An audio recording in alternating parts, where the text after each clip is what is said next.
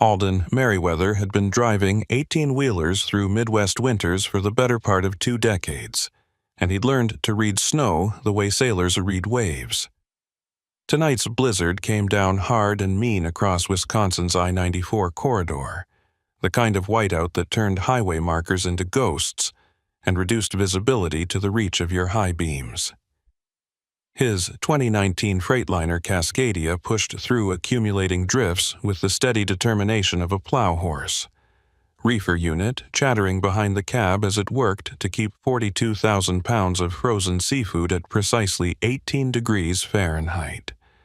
The load was bound for a distributor in Minneapolis, and Alden had maybe 3 hours to cover the remaining 160 miles before his 14-hour window expired, and federal law forced him off the road for a mandatory 10-hour break.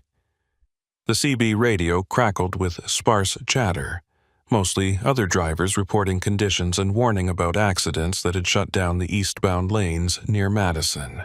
Alden kept his speed steady at 45, following the twin red smears of taillights from a cattle hauler about 200 yards ahead. Behind him, nothing but darkness, and the occasional sweep of headlights as another rig materialized from the storm.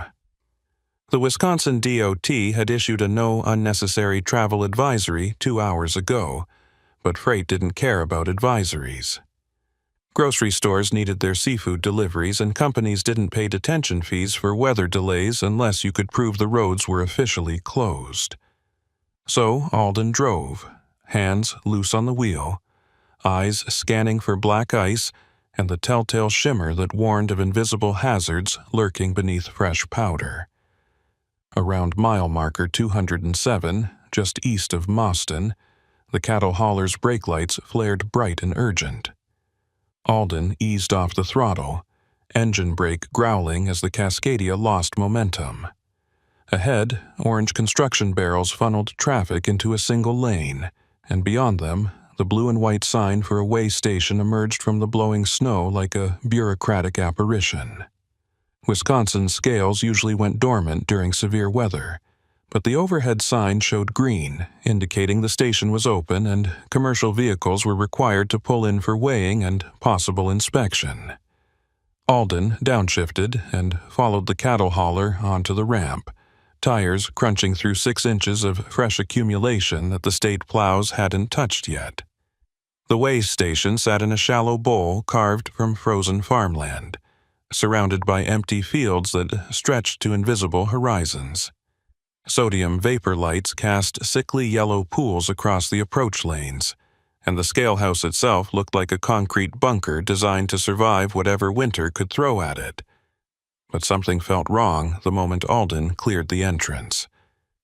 The scale platform sat empty, no vehicles queued for weighing, no DOT inspectors visible through the scale house windows. The cattle hauler that had been ahead of him was nowhere in sight, vanished as completely as if it had never existed. Alden keyed his CB radio, trying to raise the other driver, but received only static in response. The emergency channel was equally dead, just white noise and the occasional burst of interference that might have been NOAA weather broadcasts fragmenting through atmospheric distortion. He rolled slowly toward the scale platform, watching for any sign of personnel or instructions. The building's windows glowed with interior light, but the glass was frosted over with ice crystals that made it impossible to see inside. A hand-lettered sign hung on the scale house door, visible in his headlights as he approached. The paper looked official enough, printed on what appeared to be state letterhead, but the message made his stomach tighten with unease. Scale closed due to equipment malfunction. All commercial vehicles proceed to County Road MM for alternate routing. Failure to comply subject to citation. The signature at the bottom was illegible, just a scrawled mark that could have been anything, and there was no official stamp or seal to verify authenticity. Alden had been through this weigh station maybe 50 times over the years, and he'd never seen it close for equipment problems during operating hours. The state maintained these facilities with paranoid precision because scale revenue helped fund highway infrastructure. Closing a station meant lost income and potential lawsuits from trucking companies whose drivers got delayed. But the sign looked legitimate, and county detours weren't unusual when main routes became impassable. He grabbed his atlas from the passenger seat and flipped to the Wisconsin page, tracing County Road MM with his finger. The route existed, running parallel to I-94 about 10 miles north before reconnecting near Tomah. It would add maybe 20 minutes to his drive, but that was preferable to sitting here waiting for a scale operator who might not show up for hours. The CB radio crackled suddenly, a burst of voice so quick and distorted that Alden couldn't make out the words. He adjusted the squelch and tried again. Breaker 19, westbound Cascadia at the Mostyn Scales. Anybody copy? Static answered, but underneath it, he thought he heard something else.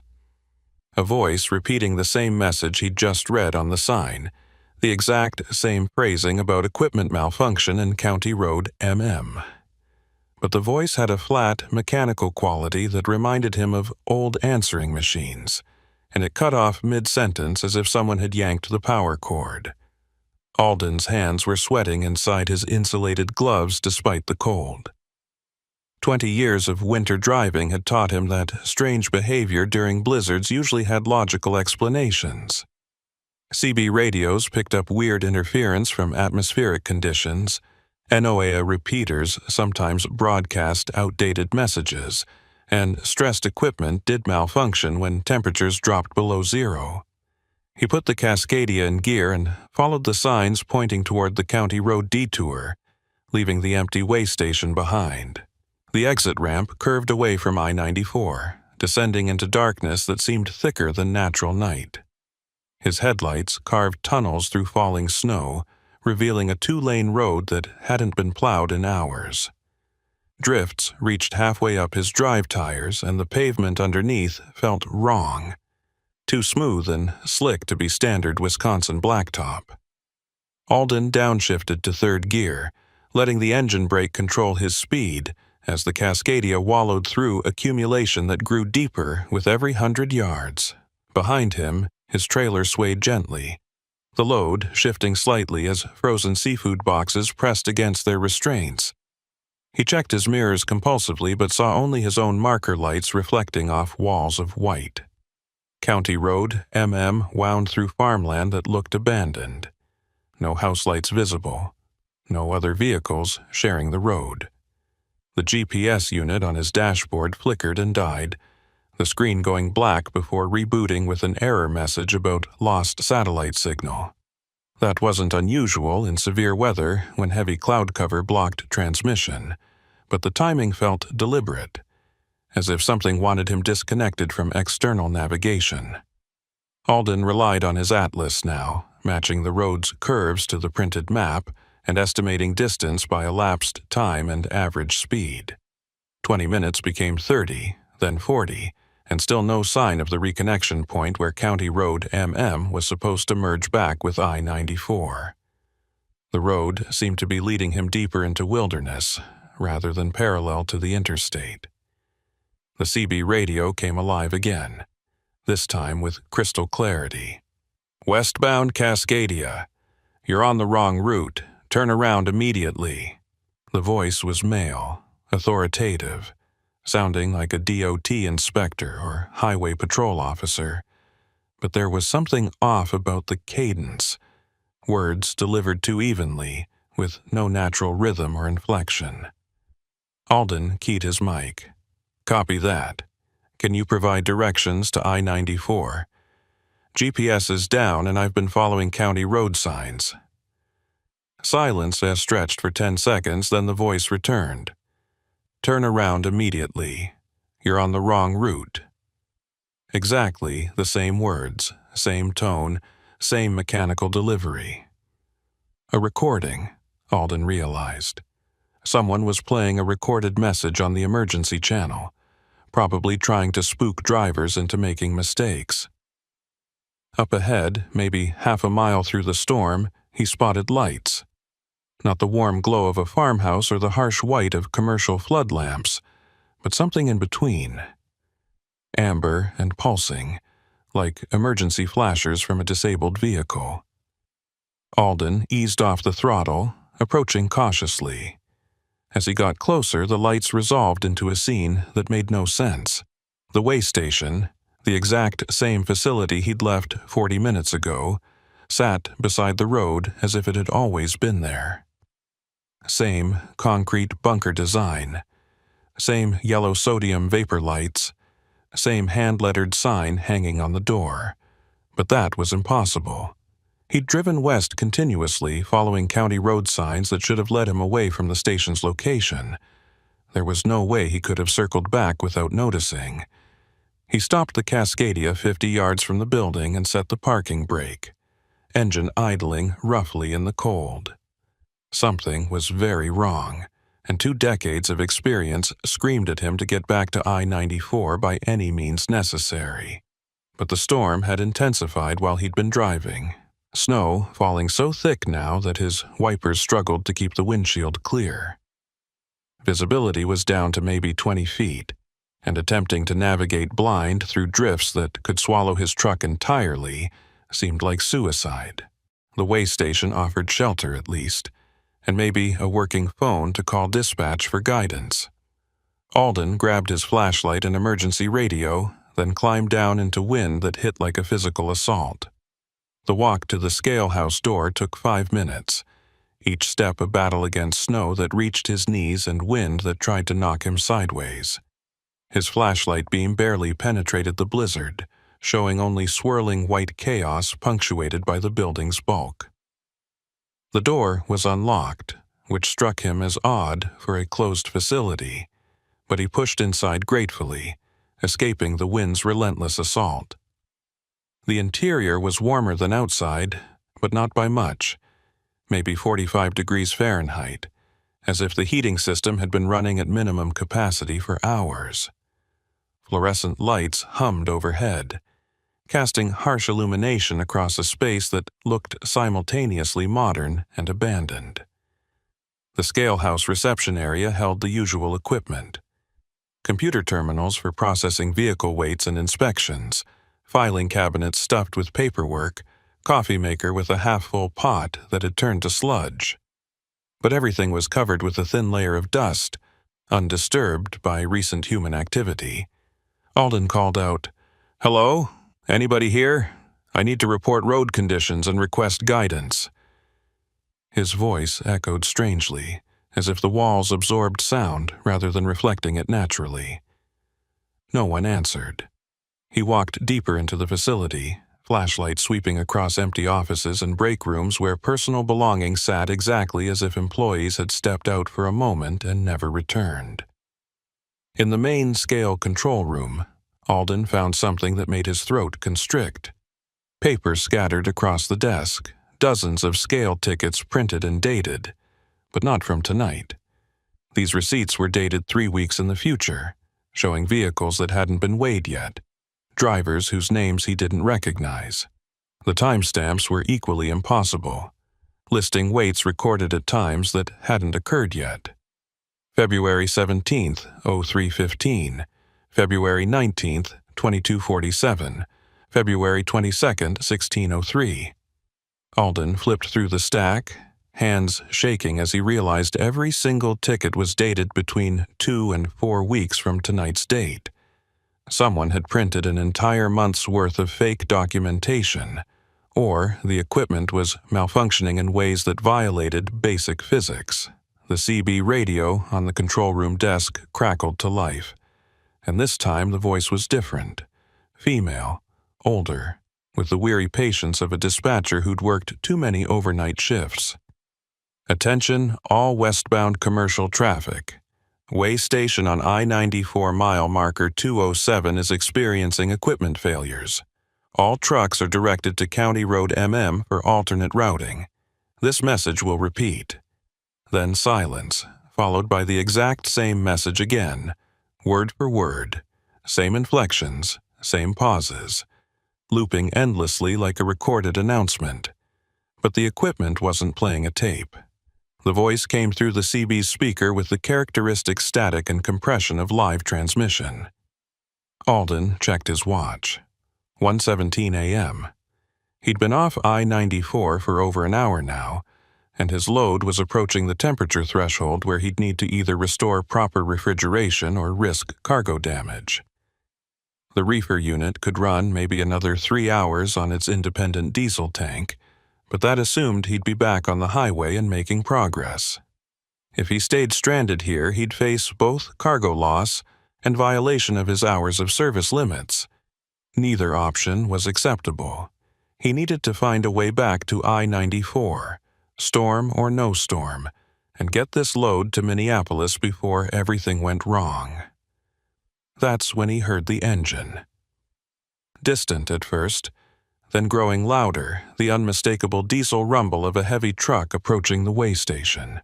Alden moved to the window and wiped away frost with his glove, peering out into the blizzard. Headlights materialized from the storm, attached to a white Peterbilt pulling a covered wagon trailer. The rig rolled slowly toward the scale platform, exactly as Alden had done earlier, following procedure even though the facility appeared closed. Relief flooded through him. Another driver meant potential assistance, someone with working GPS or satellite communication who could coordinate with dispatch for proper directions. He hurried outside, flashlight waving to catch the other driver's attention. The Peterbilt stopped on the scale platform, air brakes hissing, and the driver's door opened. A figure climbed down, bundled in winter gear that obscured any identifying features. Alden called out over the wind. "Hey, driver, you know how to get back to 94 from here? I've been following county road signs for over an hour and ended up back where I started."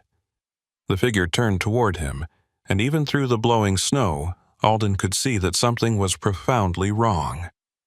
The person moved with mechanical precision, each step identical in length and timing, arms swinging at unnatural angles. As they got closer, Alden's flashlight beam caught details that made him back away instinctively. The face was wrong, not disfigured or injured, but wrong in ways his brain struggled to process. Features that were almost human but not quite, as if someone had described a person to an artist who'd never actually seen one. Eyes that reflected his flashlight beam like an animal's, showing a greenish glow that human eyes didn't produce. Skin that had the waxy texture of cheap mannequins. The figure stopped 10 feet away and spoke in the same mechanical voice he'd heard on the CB radio. "Turn around immediately, you're on the wrong route." Then it stood motionless, waiting for a response it couldn't process. Alden ran. No thought, no planning. Just pure survival instinct driving him back toward his Cascadia through snow that seemed to clutch at his legs like frozen hands. Behind him, he heard nothing. No pursuit, no shouts, just the wind and his own ragged breathing. He reached the truck and hauled himself into the cab, slamming the door and engaging the locks with trembling fingers. The Cascadia's engine fired immediately, turbo spooling as he threw the transmission into reverse and backed away from the way station without bothering to check his mirrors. The building vanished into the storm within seconds, swallowed by white chaos that erased its existence completely. He found pavement that felt like real highway, solid and properly maintained, and followed it west with desperate hope that it would lead somewhere recognizable. The CB radio stayed silent now. No more recorded messages, no more mechanical voices. Just static and the occasional burst of legitimate traffic from other drivers who sounded blessedly normal. 20 minutes later, a green sign emerged from the storm. I-94 west 2 miles. Alden could have wept with relief. He merged onto the interstate and immediately recognized familiar landmarks, the same stretch of highway he'd been traveling before the detour. Behind him, County Road MM and its impossible way station existed only in memory, and the stack of future-dated scale tickets he'd stuffed into his jacket pocket as evidence of something he'd never be able to explain. Alden kept the Cascadia at 60 miles per hour, despite the blizzard conditions, needing distance between himself and whatever he'd encountered at that way station more than he needed safety. His hands gripped the steering wheel hard enough to make his knuckles ache, and every few seconds he checked the mirrors compulsively, searching for headlights that might indicate pursuit. The interstate stretched empty behind him, just his own marker lights reflecting off falling snow and the occasional glimpse of reflective mile markers. His breath came in shallow gasps that fogged the windshield faster than the defroster could clear it, and he realized he was operating on pure adrenaline, the kind of panic-driven state that led to mistakes and accidents. He forced himself to ease off the throttle, bringing his speed down to a more manageable 45, and focused on the mechanics of driving. Scan mirrors, check gauges, maintain lane position, watch for brake lights ahead. The repetitive tasks helped calm his racing thoughts enough to consider what he'd actually witnessed. A way station that appeared to be operating but showed no signs of recent human activity. Scale tickets dated weeks in the future, printed on equipment that should have been offline. A figure that moved and spoke like something pretending to be human but getting the details wrong. And most disturbing, the complete loop that had brought him back to the same location despite driving continuously west for over an hour. The CB radio crackled with normal traffic now, drivers reporting conditions and coordinates that matched reality. Eastbound at marker 230, black ice under the fresh powder, use caution. Westbound approaching Tama, right lane blocked by jackknifed trailer, emergency crews on scene. Anybody got road conditions west of Moston? Thinking about pulling off till this blows over. Real voices with natural inflection and regional accents blessed normalcy after the mechanical recordings that had guided him into nightmare territory. Alden keyed his mic, needing to hear his own voice contribute to the legitimate chatter. Westbound Cascadia just cleared Moston. Heavy accumulation, but roads passable if you keep your speed down and watch for drifts. A voice responded immediately, male, older, with the relaxed confidence of a veteran driver. Copy that, Cascadia. This your first run through a Wisconsin whiteout? Alden almost laughed at the question. Negative, driver. Been running these roads for 20 years. Tonight's just got me a little rattled. The other driver chuckled. Yeah, these storms'll do that. I've been driving 42 years and still get spooked when visibility drops to nothing. You running solo or you got a convoy? The question was innocent, just normal trucker conversation, but it reminded Alden how isolated he'd become during the detour. Solo, he admitted. Could use some company if you're headed west. I'm eastbound out of La Crosse, the voice replied. But I'll keep this channel open and monitor your progress. You got my back till you're clear of the weather. The simple offer of remote companionship steadied Alden more than he would have expected. This was the trucking community at its best, drivers looking out for each other across empty miles, providing reassurance through nothing more than radio contact. Appreciate that, driver. Westbound Cascadia. Handle is Merriweather if you need to reach me. Copy that, Merriweather. I'm rolling thunder out of La Crosse. You run into any trouble, you holler, and I'll relay to the Smokies. The exchange restored some equilibrium to Alden's shaken nerves. He was back on legitimate highway, surrounded by real drivers conducting real business, no longer trapped in whatever pocket of wrongness that way station represented. The reefer unit behind his cab continued its steady chatter, maintaining temperature despite the brutal cold, and his fuel gauge showed 3/4 full, plenty to reach Minneapolis without stopping. He could drive straight through, deliver his load on time, and file this experience under unexplained phenomena that happen sometimes on the road. Except he couldn't quite do that, because the stack of future-dated scale tickets in his jacket pocket proved he hadn't hallucinated the entire encounter. Around mile marker 240, Alden spotted the silhouette of a rest area sign emerging from the storm. The facility would be minimally maintained during blizzard conditions, but it offered bathrooms and vending machines, a chance to stretch his legs and splash water on his face. More importantly, it provided an opportunity to examine those scale tickets under proper lighting and decide whether they were real evidence or elaborate forgeries designed to mess with drivers' heads. He signaled right and eased onto the exit ramp, following the curve down to a parking area that held maybe 6 other commercial vehicles, all dark and buttoned up for the duration of the storm. The rest area building was a simple brick structure with harsh fluorescent lights and the institutional smell of industrial cleaner. Alden pushed through the main entrance and immediately felt the temperature differential, maybe 60 degrees inside compared to the sub-zero conditions outside. He stripped off his outer layers, hanging them on a wall hook, and headed for the men's room to perform the necessary biological functions that couldn't be delayed. The facilities were surprisingly clean for a highway rest stop during a winter storm, with paper products fully stocked and hand dryers that actually worked. He washed his hands and face with water so cold it made his teeth ache, then stood for a moment staring at his reflection in the scratched mirror above the sink. He looked like hell. 2 decades of night driving had carved lines around his eyes and mouth, and tonight's experience had added a haunted quality that made him appear 10 years older. His hands still trembled slightly when he held them under the dryer, autonomic response to fear that hadn't fully dissipated.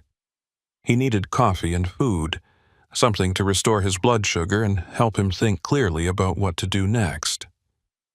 The vending area held the usual selection of overpriced snacks and caffeine, and Alden fed bills into the machine until he'd accumulated a pile of candy bars, chips, and 2 bottles of high-octane energy drinks that promised to keep him alert for the remaining drive. He settled into one of the plastic chairs bolted to the floor and pulled out the scale tickets, spreading them across the small table. Under the rest area's unforgiving lights, the papers looked completely legitimate. Official Wisconsin DOT letterhead, computer-printed vehicle specifications, weight distributions broken down by axle. Everything formatted exactly the way genuine scale tickets appeared. But the dates were impossible. February 17th through February 22nd, all showing times and weights for trucks that hadn't been processed yet. Alden recognized some of the company names on the tickets, major carriers that ran regular routes through Wisconsin. He could theoretically contact these companies and ask if they had drivers scheduled to transit Mauston during those dates, but what would that prove? One ticket in particular caught his attention. A Peterbilt registered to a company called Northern Star Logistics, weighed at 3:15 a.m. on February 17th, showing a gross weight of 79,800 pounds. Legal on all axles, no violations noted, cleared for travel. The receiving inspector's name was listed as J. Pennant, which Alden didn't recognize from his previous encounters with Wisconsin DOT personnel, but the disturbing detail was the notes section at the bottom of the ticket. In small print, barely visible under the harsh lighting, someone had written, "Driver reported disorientation and confusion regarding route. Advised to seek medical evaluation at next opportunity." Alden's stomach clenched. This wasn't just administrative documentation. Someone, or something, was predicting that future drivers would experience exactly what he'd gone through tonight. The disorientation, the impossible loop, the sense of being trapped in a location that defied normal geography. Either this was an elaborate hoax designed to target specific drivers, or the way station existed in some kind of temporal anomaly that affected multiple people across different dates. Neither explanation made rational sense, but one of them had to be true, because he was holding physical evidence that shouldn't exist. He pulled out his cell phone, which had regained signal now that he was back on the interstate corridor, and considered calling dispatch. The company would want to know about any unusual incidents during the run, especially ones that delayed delivery or raised safety concerns. But what could he possibly say that wouldn't sound like exhaustion-induced hallucination? I got detoured to a way station that trapped me in a time loop and produced scale tickets from the future. They'd order him off the road immediately and require a fitness for duty evaluation before letting him drive again. That meant lost income, black marks on his safety record, and the permanent stigma of being the driver who'd seen things that weren't there. The coffee was helping, hot and bitter enough to cut through his fatigue. Alden forced himself to think strategically rather than emotionally. He had 3 options. First, he could report everything to dispatch and accept whatever consequences came with that honesty. Second, he could destroy the scale tickets and pretend nothing unusual had happened, treating this as a weird experience best forgotten. Third, he could finish his delivery run and then investigate the way station during daylight hours when visibility was better and the storm had passed. The third option carried risks, but it was the only one that might provide actual answers about what he'd encountered. Before he could decide, the rest area door opened and another driver entered, stamping snow from his boots and muttering curses about the weather. The man was maybe 60. Built like someone who'd spent decades loading and unloading freight before graduating to driving. He spotted Alden and nodded companionably. Hell of a night to be on the road. Alden agreed, watching as the other driver headed for the coffee machine. When he returned with a steaming cup, he settled into a chair across from Alden and gestured at the scattered scale tickets. Paperwork trouble? Alden made a split-second decision to trust his instincts. You ever run into anything strange at the Moston way station, around mile marker 207? The other driver's expression shifted, something flickering behind his eyes that might have been recognition or concern. Define strange. Alden chose his words carefully. Equipment malfunctions, confusing signage, maybe CB radio messages that didn't make sense. The driver was quiet for a long moment, sipping his coffee and studying Alden with the assessment of someone deciding whether to share information that might sound crazy. I'm Jory Pennant, the man finally said, and Alden's breath caught. The name from the scale ticket, the inspector who'd supposedly processed that future Peterbilt driver. Jory continued. I worked DOT enforcement for 15 years before I retired and went back to driving. That Moston station has a reputation, not official, nothing you'll find in company records, but drivers talk. Some of us have had experiences there that don't fit normal patterns. He leaned forward, lowering his voice even though they were alone in the rest area. I was working night shift maybe 8 years ago when we had a situation. Driver came through during a blizzard, got his weight ticket, proceeded on his route. Nothing unusual about the transaction. But 3 weeks later, that same driver showed up again with the same load, same truck, claiming it was his first time through our station. When we pulled his records, we had documentation of both visits, identical down to the axle weights. Alden felt cold that had nothing to do with the winter storm outside. What did you do? Jory shrugged. What could we do? Filed it as a clerical error. Assumed someone had duplicated paperwork. But I was the inspector on duty both times, and I remember both encounters clearly. Same conversation, same small talk about weather, same jokes. Like I was living the same interaction twice, separated by 3 weeks. He paused, then added, After I retired, I started asking around, quiet-like, talking to drivers who'd been through that station during severe weather. Found maybe a dozen who reported similar experiences, loops, disorientation, arriving at the station from directions that didn't make geographic sense. Did anyone figure out why? Alden asked, needing confirmation that he wasn't alone in experiencing this phenomenon. Jory shook his head. Best theory I heard came from a driver who used to be a physicist before he got into trucking. He talked about temporal distortions caused by extreme weather conditions interacting with electronic equipment. Something about how the scale's load cells and computer systems might create localized anomalies when temperatures and electromagnetic fields reached certain thresholds. Sounded like science fiction to me, but it was the only explanation that even attempted to address what people were experiencing. Alden showed Jory the stack of future-dated scale tickets. I found these tonight printed and sitting on the control room desk. Your name's on one of them. Jory examined the papers carefully, his expression growing more troubled with each page. "This is my signature stamp," he confirmed, "or a perfect forgery. But if these are legitimate documentation from the station's system, that means the phenomenon isn't just affecting drivers. It's affecting the equipment itself, processing transactions that haven't happened yet." He looked up at Alden with genuine concern. "You need to report this to someone with authority to investigate. Not just company dispatch, but maybe state police or DOT administration." "And tell them what?" Alden asked, frustration bleeding into his voice.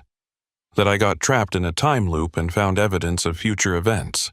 They'll pull me off the road faster than I can finish explaining." Jory acknowledged the point with a grimace. "Fair enough. But you can't just ignore this. If that station is genuinely malfunctioning in ways that affect driver safety, it needs to be shut down and investigated. People could get hurt, or worse, if the anomalies become more severe." He stood, draining the last of his coffee. "I've got a friend who works for the State Transportation Department, someone who might be willing to listen without immediately assuming we're crazy. Let me make some calls in the morning, see if we can get someone to take this seriously." Alden felt some of the weight lift from his shoulders. Having another person, especially a former DOT inspector, corroborate the way station's strange behavior made this feel less like personal delusion and more like legitimate phenomenon that deserved investigation. "I appreciate that," he said sincerely. "Meanwhile, I need to finish this run and get my load delivered. Can't afford detention penalties on top of everything else." Jory nodded understanding. "You got my CB handle if you need anything. Rolling Thunder, usually monitor Channel 19. And Merriweather, be careful out there. Whatever's happening at that station, it's not bound by normal rules. Don't assume you understand the limits of what it can do." The warning settled into Alden's bones as he gathered his trash and prepared to return to the storm. He'd spent 20 years on these roads believing he understood the risks, the variables that could turn a routine run into disaster. Mechanical failures, weather hazards, driver fatigue, all quantifiable dangers that could be managed through preparation and experience. But this was different. A threat that operated outside physical laws, creating situations where your location and time became uncertain. How did you prepare for that? How did you manage risks when geography itself became unreliable? Back in the Cascadia, Alden fired the engine and watched gauges climb to normal operating parameters. The reefer unit continued its faithful service, keeping his seafood load at proper temperature despite the hours of stress and deviation from planned route. His GPS had restored satellite lock, showing his current position and the remaining distance to Minneapolis with reassuring precision. Everything appeared normal, functional, ready to complete the delivery as contracted. But Alden knew that appearance was deceptive, that beneath the surface of routine commerce, something profoundly wrong was occurring at certain facilities during certain conditions. He pulled back onto I-94 westbound, merging into light traffic consisting mostly of other commercial vehicles whose drivers had decided the freight was worth risking the storm. The CB chatter continued its normal patterns, weather reports and traffic updates, delivered in the casual shorthand that truckers use to compress information into efficient transmissions. Alden listened without contributing, letting the familiar voices provide background comfort while his mind worked through the implications of what Jory had told him. If the Mostyn Way station had been experiencing anomalies for at least 8 years, That meant dozens or potentially hundreds of drivers had encountered similar phenomena. Why hadn't this become public knowledge? Why weren't there investigations, news reports, official closures? The answer, Alden realized, was the same reason he'd been reluctant to report his own experience. Truck drivers operated in a professional environment that valued reliability and stability above almost everything else. Admitting to strange experiences, especially ones that couldn't be objectively verified, risked your reputation and livelihood. Better to keep quiet, chalk it up to fatigue or stress, and hope it didn't happen again. That collective silence allowed the phenomenon to continue unchallenged, affecting new drivers who had no warning about what they might encounter. It was a conspiracy of embarrassment rather than malice, but the effect was the same. The way station continued operating, and drivers continued falling into its temporal traps. Milwaukee's distant glow appeared on the horizon, sodium vapor haze reflecting off low clouds to create a dome of artificial daylight. Alden would skirt the city's southern edge, avoiding the worst of urban traffic, and continue northwest toward Minneapolis. Another 3 hours if weather permitted, 4 if the storm intensified. His 14-hour window would expire around 6 a.m., giving him narrow margin to complete delivery before federal hours of service regulations forced him offline. But for the first time tonight, Alden felt confident he'd make it. He was back on real roads, surrounded by real traffic, connected to legitimate communication networks that operated according to physical laws he understood. The scale tickets remained in his jacket pocket, physical evidence of something that defied rational explanation. Tomorrow, after he'd slept and restored his mental equilibrium, he'd decide what to do with them. Maybe contact Jory's friend in the transportation department.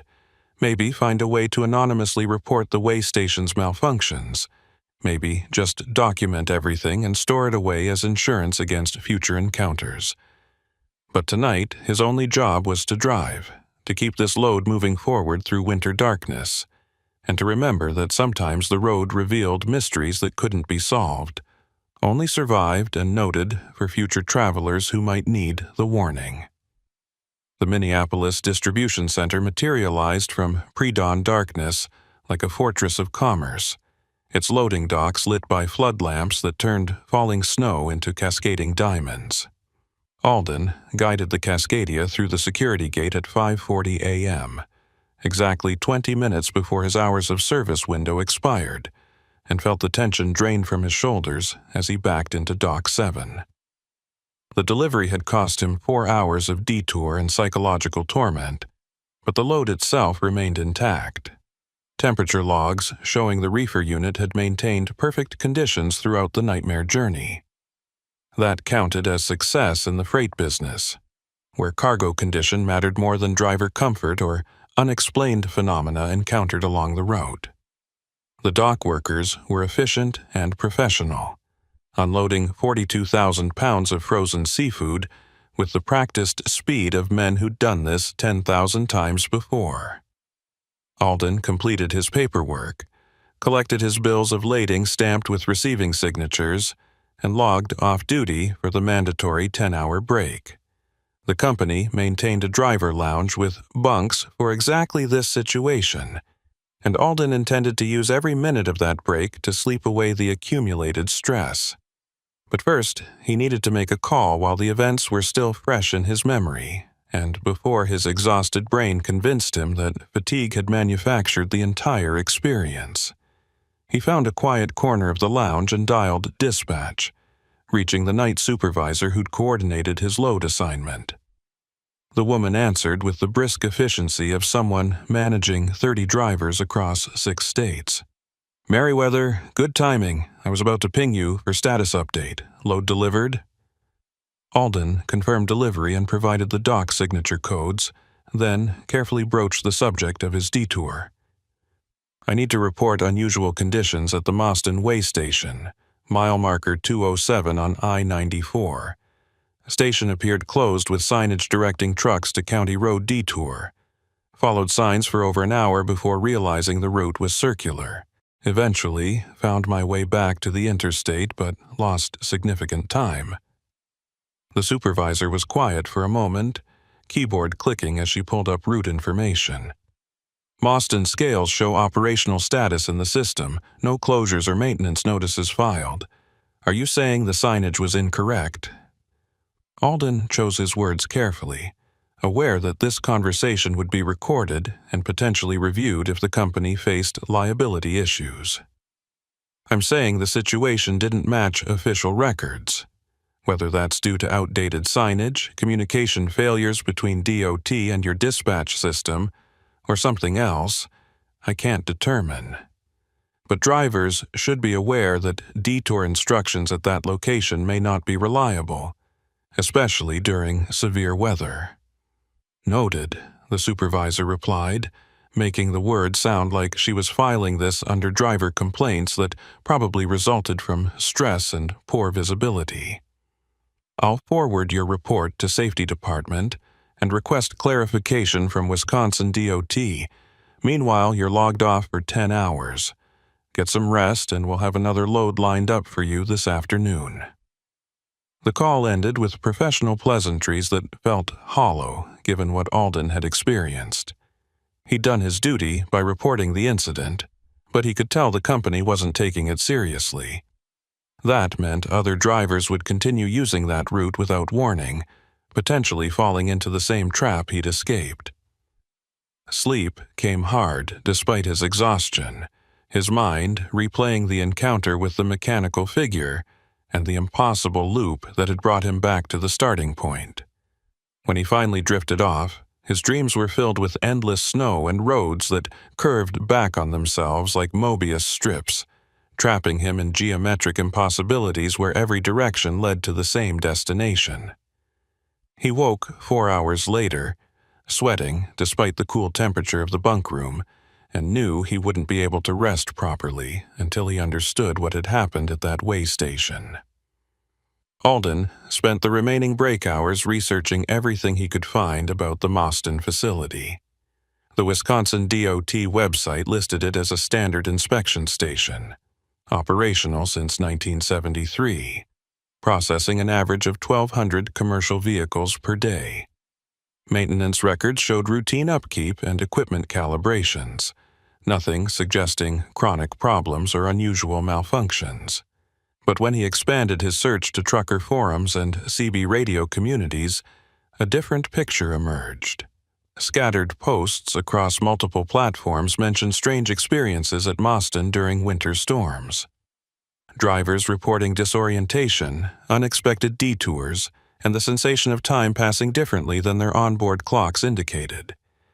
Most posts were quickly dismissed by other forum members as fatigue-induced confusion or weather-related stress, but the pattern was unmistakable once you knew to look for it. Every 6 to 8 weeks during winter months, someone reported an anomalous experience at that location. The frequency suggested this wasn't random hallucination, but something consistent and predictable, occurring under specific conditions that combined severe weather with nighttime operations. Alden cross-referenced the dates from his future-dated scale tickets with the forum posts and found something chilling. Several of the dates matched exactly with predicted storm systems according to extended weather forecasts.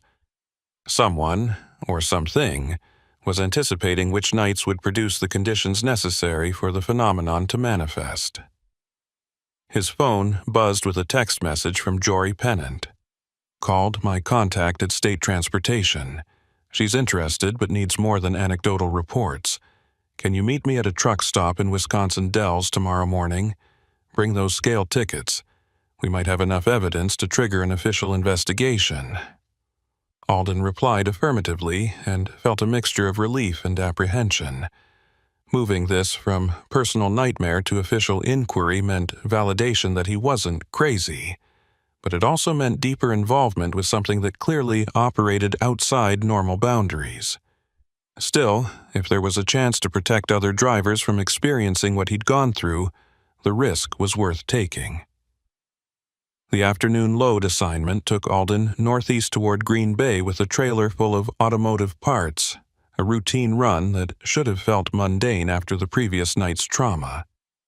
But he found himself hyper-aware of every road sign and exit marker, checking his GPS compulsively to ensure he remained on the planned route. The winter storm had passed, leaving behind crystalline skies and temperatures that plunged to 10 below zero. The roads were clear, traffic was light, and nothing about the drive suggested any possibility of unusual events.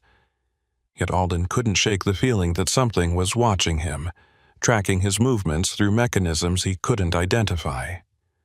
Around 4 p.m., his phone rang with a number he didn't recognize. He answered using the hands-free system, expecting either a spam call or company dispatch with route modifications. Instead, he heard a woman's voice, professional and direct. "Is this Alden Merriweather, the driver who filed a report about Mostyn Way Station?" Alden confirmed his identity cautiously. The woman introduced herself as Maeve Reddick, investigator with the Wisconsin DOT's Safety Compliance Division. "Jory Pennant contacted me about your experience last night. I'd like to ask you some questions, if you have time to talk while you're driving." Alden's pulse quickened. An actual investigator, not just a sympathetic former inspector, but someone with authority to access official records and mandate facility inspections. "Yes, ma'am, I can talk. What do you need to know?" Maeve's questions were methodical and detailed, covering everything from the exact time he'd entered the way station to specific wording on the detour signage. She asked about weather conditions, visibility estimates, other vehicles he'd observed, and the mechanical voice on the CB radio. Her tone remained neutral throughout, neither dismissive nor overly credulous, just gathering information with professional thoroughness. When Alden described finding the future-dated scale tickets, Maeve went silent for several seconds. "You're certain about those dates?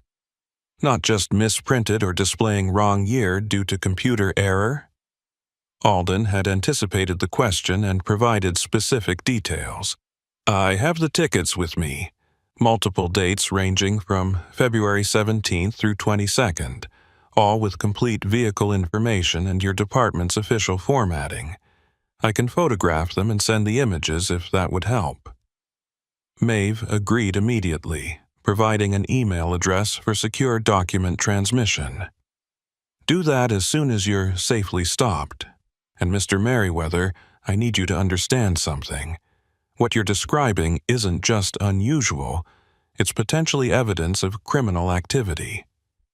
The statement hit Alden like cold water. Criminal activity? I thought we were dealing with equipment malfunction or some kind of temporal anomaly. Maeve's laugh was short and humorless. "Temporal anomalies aren't in my jurisdiction, but fraudulent documentation, unauthorized use of state facilities, and possible robbery schemes targeting commercial drivers definitely are. Those scale tickets you found might be part of a sophisticated operation that's been using weather conditions and driver vulnerability to commit theft or worse. We've had reports, unconfirmed until now, about trucks disappearing in that area during blizzards, loads never delivered, drivers never reaching their destinations, entire rigs vanishing as if they'd never existed." Alden felt his chest constrict. He'd been thinking about this in terms of weird phenomenon, an unsolved mystery that defied explanation but didn't necessarily threaten physical safety. But if Maeve was right, the way station wasn't just malfunctioning. It was being used as bait in a trap designed to isolate and victimize commercial drivers during conditions when help would be hours away and visibility made investigation nearly impossible. "What kind of theft are we talking about?" he asked, though part of him didn't want to know the answer. "High-value cargo primarily," Maeve explained. "Electronics, pharmaceuticals, anything that can be quickly fenced through black market channels. The pattern suggests they monitor CB radio traffic and DOT databases to identify valuable loads. then use the fake closure signs to divert drivers onto county roads, where accomplices can intercept them away from the main highway. The future dated scale tickets might be part of their planning process, documenting which trucks they intend to target on upcoming nights based on weather forecasts and shipping schedules. It's actually quite sophisticated if our theory is correct. Alden thought about the mechanical figure he'd encountered, the one that moved with inhuman precision and spoke in recorded phrases. "I saw someone at the station," or something that looked like a person but moved wrong. Could that have been part of the operation? Maeve's response was immediate and sharp. "Describe exactly what you saw. Every detail you remember." Alden walked through the encounter, from the approaching Peterbilt to the figure that climbed out and spoke in mechanical repetitions. When he finished, Maeve was quiet for a long moment. "Mr. Merriweather, I think you encountered what we call a distraction agent. Some criminal operations use individuals with specific training or, in rare cases, people who've been drugged or coerced into behaving in ways that seem inhuman. The goal is to terrify the target, make them panic and flee, which often leads them directly into the secondary trap where the actual robbery occurs. You were lucky. By running back to your truck and escaping before they could complete their setup, you avoided becoming another missing driver statistic." The explanation made horrible sense, transforming supernatural terror into calculated human cruelty. Someone had been watching him, hurting him through carefully constructed scenarios designed to maximize fear and confusion. "What do you need from me?" Alden asked, anger replacing fear now that he understood the threat was human rather than otherworldly. Maeve's answer was exactly what he'd hoped to hear. "Everything. Your testimony, those scale tickets, detailed timeline of your movements, any photographs or video your truck's dash camera might have captured. We're going to build a case that will let us shut down that operation permanently and prosecute everyone involved. But I need you to be willing to go on record, possibly testify in court if this leads to arrests. Can you commit to that?" Alden didn't hesitate. "Absolutely. Whatever it takes to make sure other drivers don't go through what I experienced." They arranged to meet the following morning at the truck stop Jory had suggested, where Maeve would collect evidence and take formal statements. The call ended with Maeve's warning to stay alert and report any indication that he was being followed or monitored. "If this is an organized operation, they might have observed your escape and identified you as a potential threat to their business. Be careful, trust your instincts, and don't hesitate to call 911 if anything feels wrong." The rest of the drive to Green Bay passed without incident, but Alden found himself checking mirrors obsessively and noting the make and model of every vehicle that maintained position near his truck for more than a few miles. The paranoia was probably excessive, but Maeve's warning had transformed his understanding of the previous night. He hadn't stumbled into mysterious temporal phenomenon. He'd been targeted by criminals sophisticated enough to use weather, technology, and psychological manipulation to rob and possibly harm commercial drivers. The scale tickets weren't evidence of time travel. They were a planning document, a hit list of future victims selected based on cargo value and vulnerability. That night, parked at the Green Bay distribution center after completing his delivery, Alden photographed every scale ticket from multiple angles under bright lighting.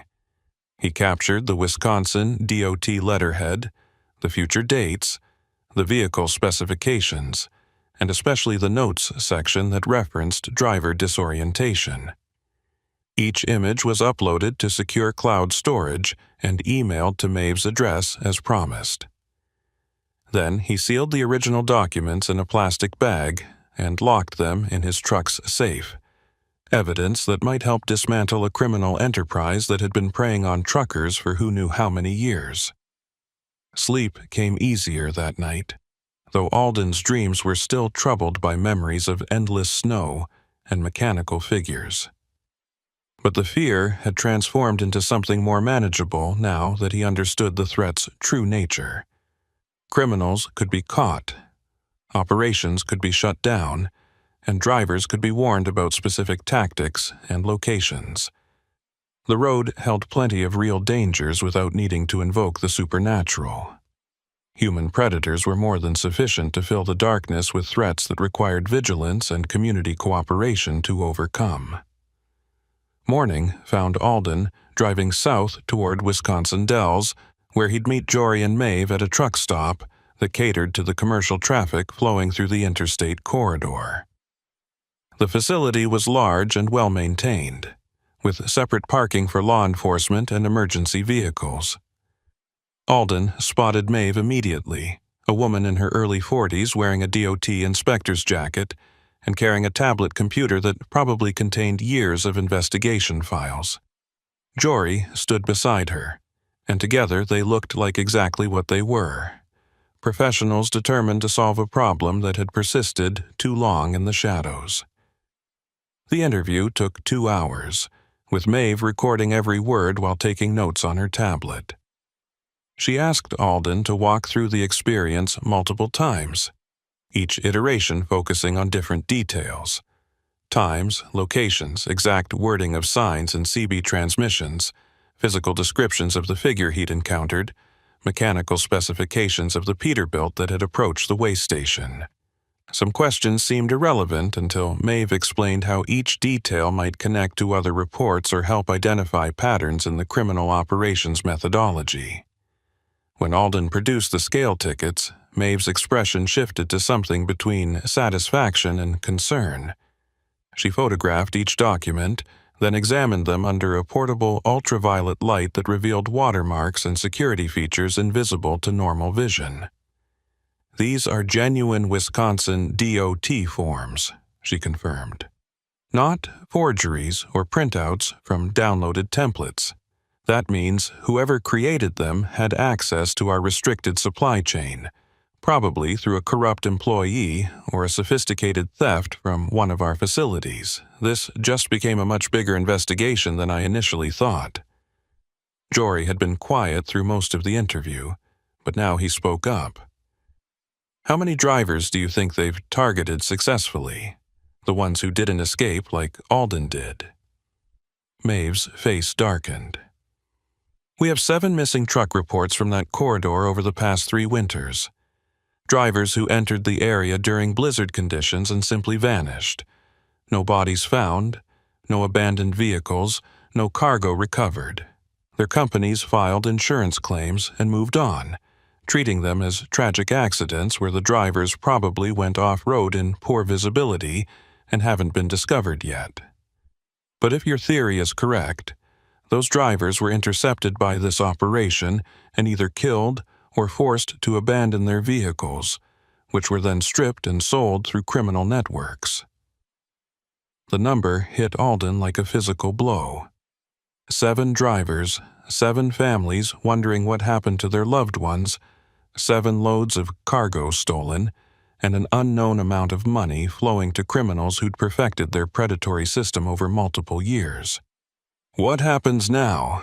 he asked, needing to know that this information would lead to action rather than just adding to a file that gathered dust in some bureaucratic archive. Maeve's smile was grim but determined. "Now we set a trap of our own.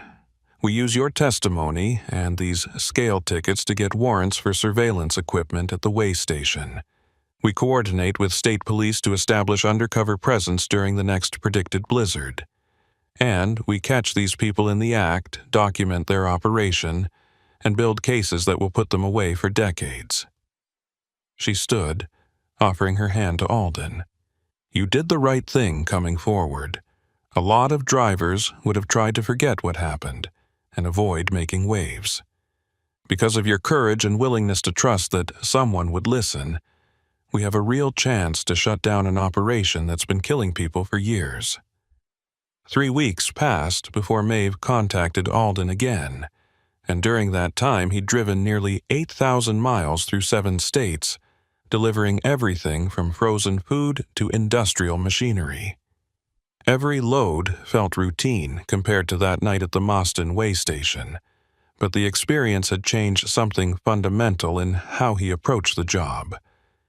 He varied his routes now, avoiding predictable patterns, and he monitored weather forecasts with obsessive attention, planning his trips to minimize exposure to severe conditions. The freedom and independence that had initially attracted him to trucking had been replaced by constant vigilance, the awareness that roads he'd trusted for 2 decades might harbor traps designed by people who understood driver psychology well enough to exploit it. Maeve's call came on a Tuesday afternoon while Alden was fueling at a truck stop outside of Des Moines. "We have movement," she said without preamble. "Weather Service is predicting a major blizzard system moving through central Wisconsin tomorrow night, conditions nearly identical to what you experienced. We've established surveillance around the Moston station, and we have assets in place. But I need to ask you something, and you're free to refuse without any judgment." Alden felt his stomach tighten with anticipation. "What do you need?" "We need bait," Maeve explained.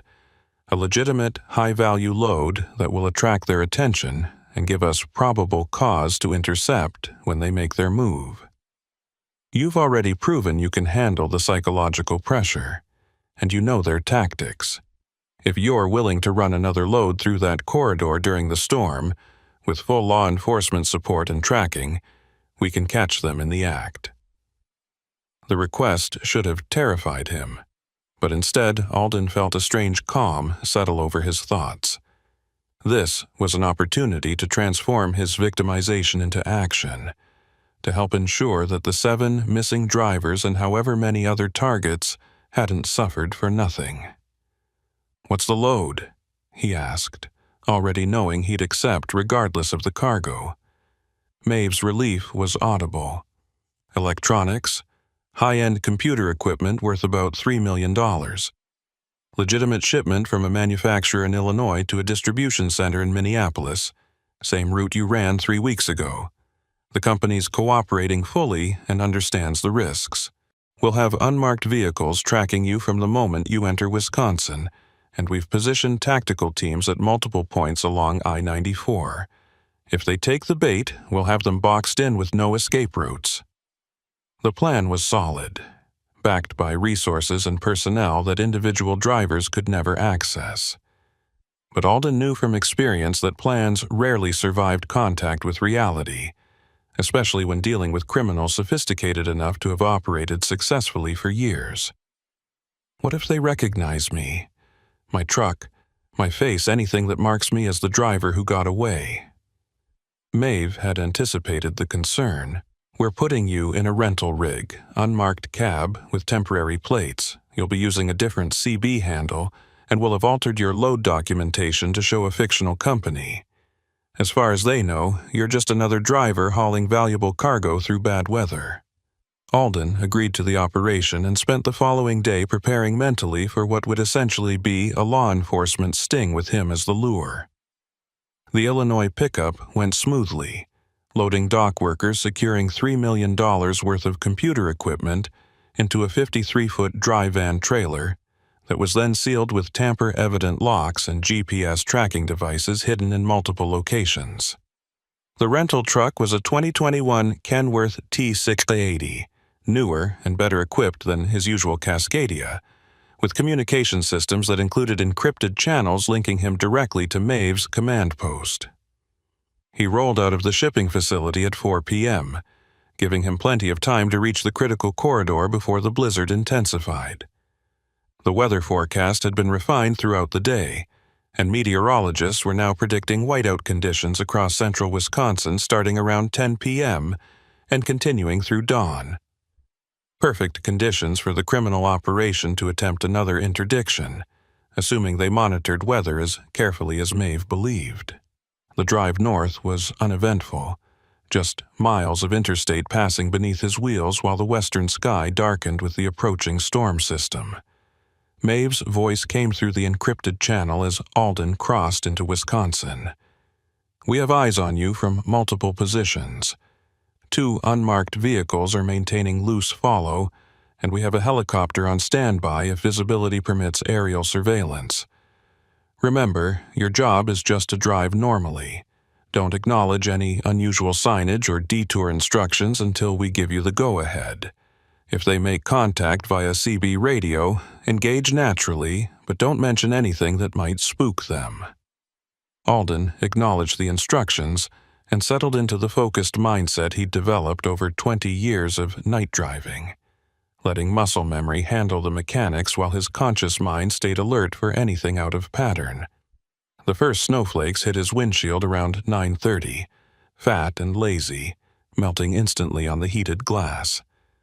Within 20 minutes, the storm had intensified to the point where visibility dropped below a quarter mile, and Alden reduced his speed to 45 miles per hour, matching the pace of other commercial traffic. The CB radio carried normal chatter, drivers reporting conditions and warning about accidents. Nothing that suggested criminal monitoring, but Alden knew they were listening, filtering through the routine transmissions to identify potential targets based on cargo value and route vulnerability. Mile marker 207 appeared through the blowing snow like a phantom, and Alden felt his pulse accelerate despite knowing he had backup this time. The way station exit was barely visible, orange barrels funneling traffic toward the facility's entrance, and the overhead sign showed green just as it had 3 weeks ago. "I'm approaching the station," Alden reported on the encrypted channel. "Sign indicates it's open." Maeve's response was immediate. "Copy that. We're tracking your position. Proceed as if you're complying with the normal way station requirements.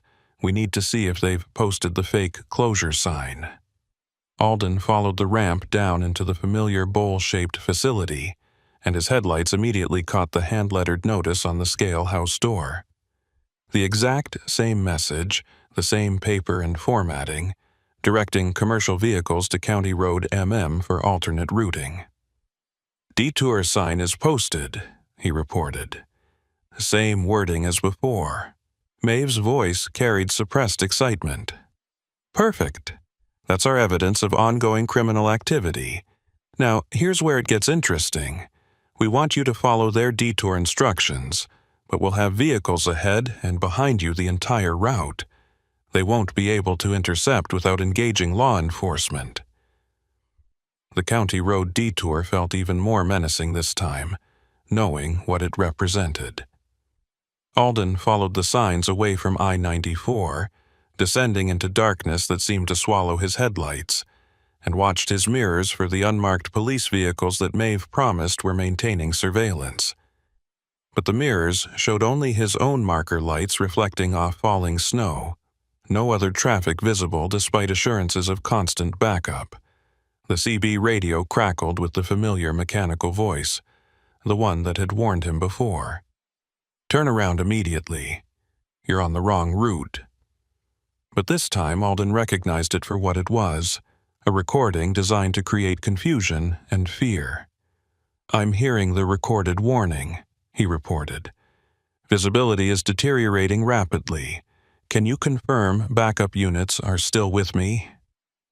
Static answered his transmission on the encrypted channel. Then Maeve's voice returned, distorted and breaking up. "Losing signal. Atmospheric. Proceed to rendezvous." The communication failed completely, leaving Alden alone with just the CB radio and his own thoughts. This was wrong. Law enforcement had satellite communication systems that worked in any weather, and the encryption was supposed to be immune to atmospheric interference. Either the storm was more severe than predicted, or something was actively jamming his communication systems. The way station appeared ahead exactly as before, emerging from the blizzard as if it had been waiting for his return. Alden's chest constricted with the realization that he'd been led into the same trap, despite all the planning and backup. The criminals had either detected the surveillance operation and eliminated it, or they possessed capabilities that law enforcement had underestimated. He grabbed his CB mic and broadcast on the emergency channel. "Any units monitoring, this is a commercial driver in distress on County Road MM. requesting immediate law enforcement response. Only static answered. The scale house door opened, and the mechanical figure emerged exactly as it had 3 weeks ago, moving with inhuman precision toward his truck. But this time, Alden noticed details he'd missed during the initial encounter. The figure's coveralls bore a logo partially obscured by snow, and through his driver's window he could make out what appeared to be private security company insignia rather than DOT markings. This wasn't a supernatural manifestation or even a drugged victim. It was someone in a carefully constructed disguise, using deliberate movements to trigger primal fear responses in isolated drivers. Alden made a decision. Instead of fleeing as he'd done before, he set the parking brake and climbed down from the cab, positioning himself between the trailer and the scale house where he had maximum visibility and room to maneuver. The figure stopped 20 feet away, and Alden called out, voice steady despite the fear churning in his gut. "I know what you are. I know this is a robbery operation. Law enforcement is watching right now, and everything you do is being recorded." It was a bluff, since his communication systems were dead and he had no confirmation that backup existed. But he needed to disrupt their script and see how they responded when their target didn't react with expected panic. The figure tilted its head, and for a moment, Alden thought he'd gotten through to the human underneath the costume. Then it spoke, and the voice was different from the recording, natural and male, and carrying genuine surprise. "You came back. They said you'd run if we set the same trap, but you came back." Another figure emerged from the scale house, this one moving normally, and Alden recognized body language that suggested tactical training. Former military or law enforcement, someone who knew how to control space and read threat assessment in real time. "Where's your backup?" the second figure asked, scanning the empty road with practiced efficiency. "We've been monitoring police bands and we haven't detected any surveillance, so either you're incredibly stupid or incredibly brave coming back here alone." Alden's mind raced through options. If backup existed, they would have moved by now. If communication jamming was preventing coordination, he was genuinely alone. But he had one advantage these criminals didn't know about. The trailer behind him held GPS trackers that broadcast continuously, and even if voice communication failed, his position was being recorded by multiple redundant systems. "You want the load?" Alden said, keeping his voice level. "Take it. I'm not dying for $3 million of someone else's electronics." The admission of cargo value was calculated risk, confirming what they probably already knew from monitoring shipping databases. The second figure laughed. "Smart driver. Too bad we can't let you walk away. You talked to DOT investigators, you gave them evidence, you became a problem that needs solving." The casual acknowledgement of intent to harm made Alden's blood run cold. These weren't just thieves. They were willing to commit murder to protect their operation. That's when headlights blazed from multiple directions, flooding the way station with harsh illumination that turned falling snow into a wall of white. Vehicles that had been dark and invisible suddenly came alive, unmarked SUVs with concealed emergency lighting now flashing red and blue. Loudspeakers crackled with amplified commands. "This is Wisconsin State Police. Put your hands on your heads and kneel on the ground. Do it now." The two figures near Alden froze. Then the second one bolted toward the scale house, while the mechanical figure simply collapsed to the ground as if strings had been cut. More figures emerged from the building. 3 people Alden hadn't known were present, all moving with the frantic energy of criminals who'd just realized their operation had been compromised. The next 10 minutes were chaos orchestrated by law enforcement, with tactical teams surrounding the facility and systematically securing every person on site. Alden was directed to remain near his truck while officers cleared the building and processed the scene. He counted 7 arrests total, including individuals he'd never seen, all part of an operation that had been larger and more sophisticated than anyone had suspected. Maeve appeared from one of the unmarked vehicles, wearing tactical gear and looking simultaneously relieved and exhausted. "Your communication system was jammed by equipment in the scale house," she explained. "We maintained visual surveillance the entire time, but you couldn't hear our transmissions. When you confronted them instead of running, we had to move immediately to prevent them from harming you." The arrests led to discoveries that made Alden's encounter seem like just one thread in a much larger criminal tapestry. The scalehouse basement contained sophisticated monitoring equipment tracking DOT databases, shipping manifests, and weather patterns across 5 states. The future-dated scale tickets he'd found were indeed planning documents, part of a selection process that identified high-value loads and predicted optimal nights for interdiction based on storm forecasts and driver vulnerability assessments. Most disturbing were the records indicating successful thefts over a 4-year period, representing millions in stolen cargo and at least 9 missing drivers whose families had never received closure.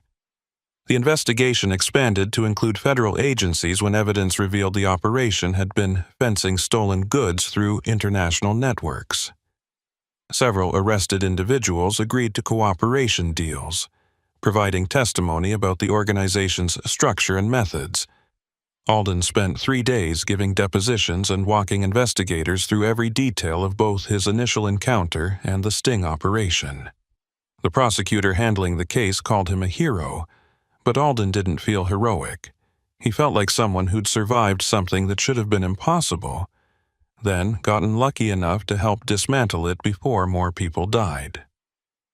2 months later, Alden was back on his regular routes, driving his own Cascadia and hauling loads that felt mundane after everything that had happened. The Mostyn Way station remained closed, yellow crime scene tape wrapped around the facility while forensic teams continued processing evidence. Wisconsin DOT had issued public advisories warning drivers about the criminal operation and encouraging anyone who'd experienced similar encounters to contact investigators. The response had been overwhelming, with dozens of drivers coming forward to report incidents they'd previously been too embarrassed or frightened to mention. But closure remained elusive. 3 of the arrested individuals had been released on bail and subsequently vanished, failing to appear for court dates and triggering federal fugitive warrants.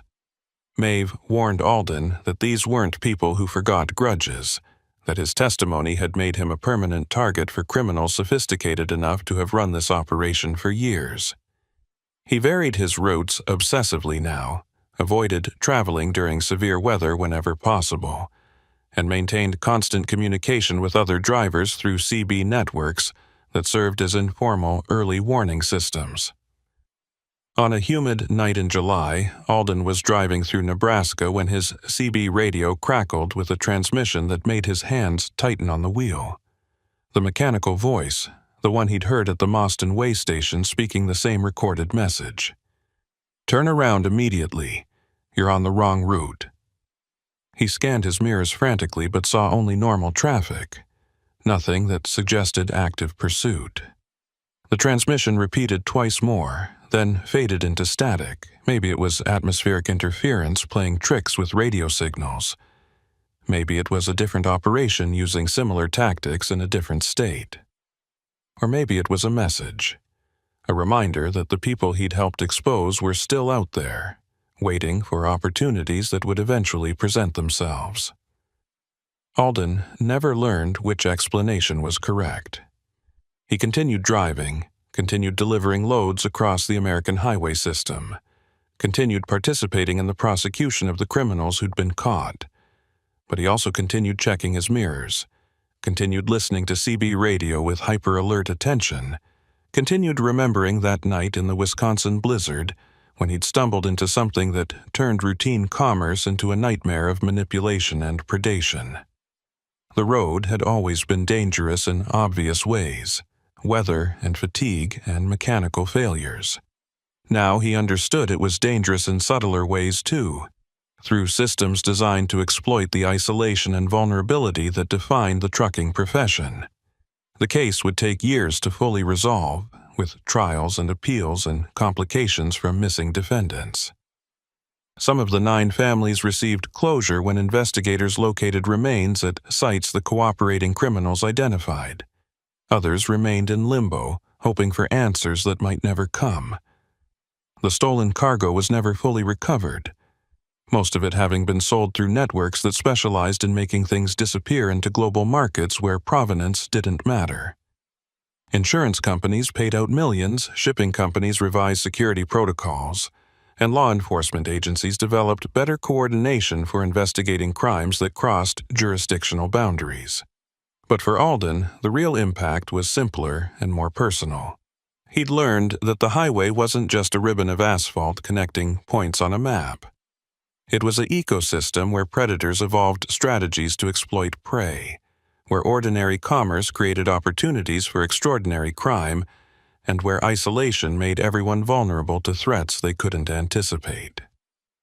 20 years of experience had taught him to handle mechanical challenges and weather hazards. That night at the Mostyn Way station taught him that human threats were more adaptable and more patient than any natural danger. He still drives I-94 through Wisconsin, though never during winter storms, and he still passes the closed way station with its crime scene tape fading in the sun.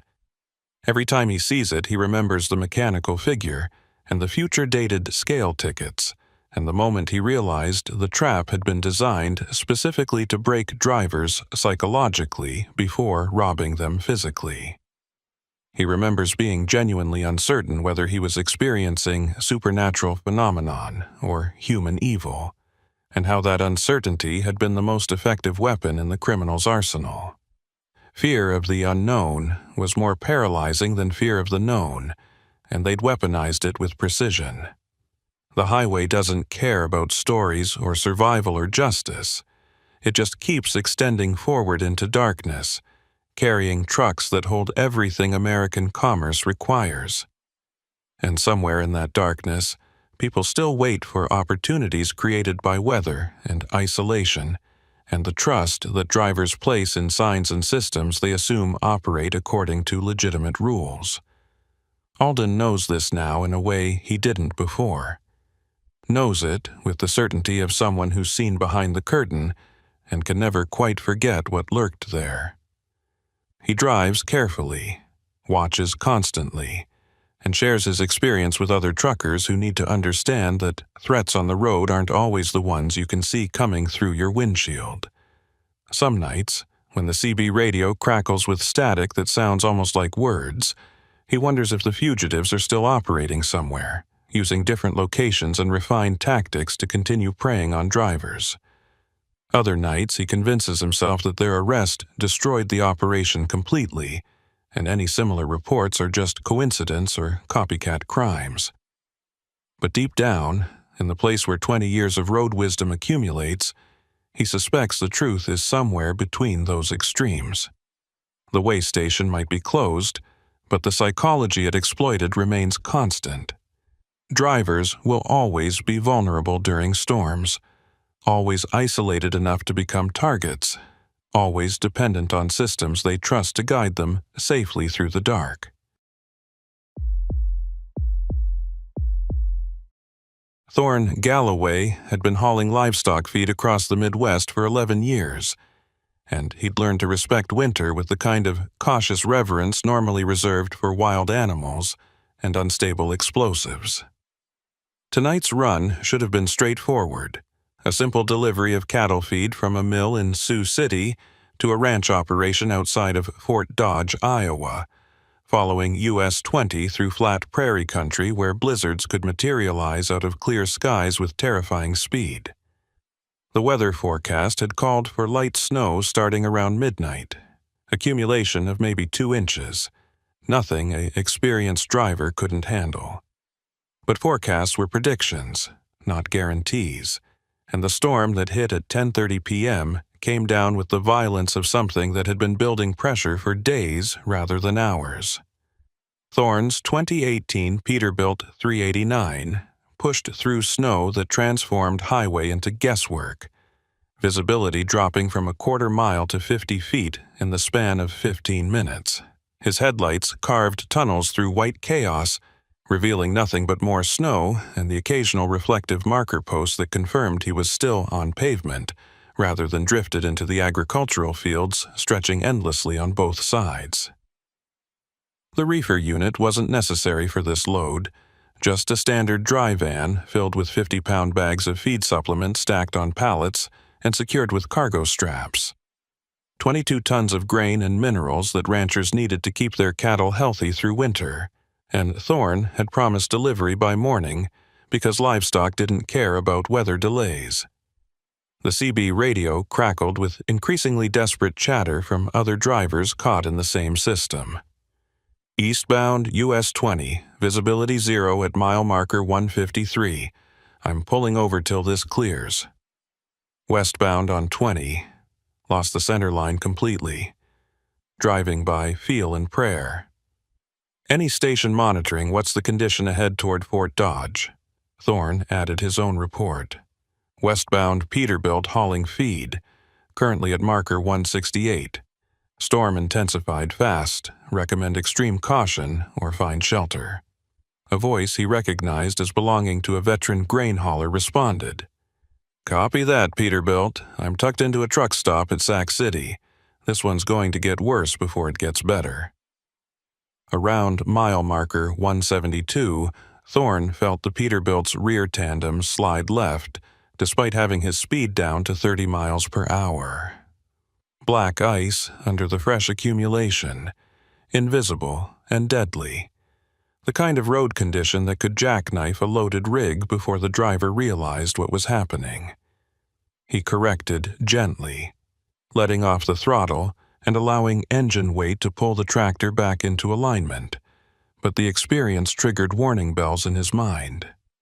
Continuing in these conditions wasn't cautious. It was suicidal. He needed to find shelter and wait out the worst of the storm, even if that meant missing his delivery window and dealing with an angry customer. The problem was finding shelter. US 20 through this section of Iowa offered limited options, mostly small towns with minimal truck parking and services that closed by 9 p.m. The nearest truck stop was 40 miles ahead, which might as well have been on Mars given current visibility and road conditions. But there had to be something closer.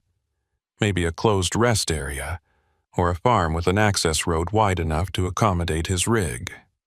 Thorne scanned both sides of the highway, looking for any indication of civilization or refuge, and nearly missed the small brown sign that appeared briefly in his headlights. Callahan Livestock Auction, 2 miles, exit 174. Livestock auctions typically featured large paved lots designed to accommodate cattle trailers and commercial vehicles, and their buildings were substantial structures built to withstand Iowa weather. Even if the facility was closed for winter, the parking area would provide a place to ride out the storm with less risk than remaining on the highway. Thorne signaled right even though he couldn't see any other traffic, following trucking protocol that assumed someone might be close enough to observe his intentions. Exit 174 materialized as a simple 2-lane ramp that curved away from the highway and immediately felt wrong. Too narrow, too overgrown with vegetation, too much like a road that hadn't seen maintenance in years rather than months. But Thorne was committed now. His Peterbilt already descending the ramp with momentum that made reversing back onto US 20 effectively impossible. The pavement deteriorated quickly, giving way to gravel that crunched under his drive tires, then to dirt that had been frozen hard enough to support his weight, but felt treacherous beneath the snow. His GPS unit flickered and died, screen going black before displaying a no satellite signal error that shouldn't occur with modern equipment. He was navigating purely by the road itself now, following ruts that suggested other vehicles had used this route, though when or how recently remained impossible to determine. The livestock auction barn emerged from the blizzard like a monument to agricultural commerce, A massive structure, maybe 200 feet long and 60 feet wide, built from corrugated metal siding that had weathered to the color of dried blood. Sodium vapor lights mounted on tall poles cast yellow illumination across a parking area that could have held 50 vehicles but currently sat empty, snow accumulating in drifts against the building's windward side. But what caught Thorne's attention immediately was the generator. An industrial diesel unit sitting beneath a metal awning, exhaust pipe releasing visible fumes that indicated recent operation. Someone had been here, and not long ago, because generators didn't run themselves indefinitely without human intervention. Thorne guided his Peterbilt into the parking area and positioned the rig so his cab faced the building's main entrance, maintaining the trucker's instinct to always know where the exits were. He set the parking brake with a hiss of air pressure and left the engine idling while he considered his options. The smart move was probably to stay in the cab with heat and communication equipment, riding out the storm surrounded by familiar controls and relative comfort. But the generator's presence suggested someone might be inside the building, possibly auction staff or other travelers who'd sought shelter. At minimum, he should check for a working phone or Wi-Fi connection that might allow him to update dispatch about his delay. He grabbed his heavy flashlight and emergency radio, then climbed down into wind that hit like a physical assault. The cold was brutal, well below zero with wind chill, and snow penetrated every gap in his insulated coveralls despite the supposedly weatherproof construction. The walk to the barn's main entrance took maybe 30 seconds, but felt like crossing an Arctic wasteland, each step requiring conscious effort to maintain balance on ground made treacherous by ice and drifts. The entrance was a human-sized door set into the larger framework of loading gates designed for livestock trailers, and it opened with surprising ease when Thorne tested the handle. The interior was dark except for emergency lighting that cast dim red glow across a space designed to hold hundreds of cattle and the buyers who came to bid on them. Concrete floors sloped gently toward the central drains, and metal pens divided the space into sections that could be configured for different animals or crowd sizes. The air carried the smell of hay and animals, even though the facility appeared empty, decades of agricultural commerce having soaked into the building's bones until it couldn't be scrubbed away by mere abandonment. But the temperature inside was warmer than outside, maybe 45 degrees, suggesting the generator was powering heating elements or at least preventing the building from matching exterior conditions. "Hello?" Thorne called, his voice echoing strangely in the cavernous space. "Anybody here? I'm a commercial driver seeking shelter from the storm." No one answered, but he heard something else, a faint metallic ringing, like wind chimes or bells, coming from deeper in the building. The sound was rhythmic and almost musical, rising and falling with a pattern that suggested natural causes rather than mechanical ones. Probably loose metal fixtures responding to wind pressure, Thorne rationalized, though he couldn't identify where the wind would be coming from inside an enclosed structure. He moved deeper into the barn, flashlight beam sweeping across empty pens and auction platforms where cattle would have stood while buyers evaluated their quality. The facility had been substantial in its prime, built with the kind of agricultural investment that spoke to Iowa's ranching heritage. But abandonment showed in the details. Rust on metal surfaces, dust accumulated in corners, cobwebs stretched across doorways. Yet the generator continued running, and the emergency lights continued functioning, which meant someone was maintaining the building even if they weren't actively using it for auctions. In what appeared to be an office area toward the back of the building, Thorne found evidence of recent occupation. A desk with paperwork scattered across its surface, coffee mug still containing liquid that hadn't completely frozen, space heater plugged into a wall outlet and emanating faint warmth. He examined the paperwork with his flashlight, finding livestock auction records dated from the previous autumn, showing sales of cattle and pigs with buyer names and prices paid. Nothing particularly unusual, except that the dates put the last auction activity about 4 months ago, which raised questions about why the generator was running now during a winter storm.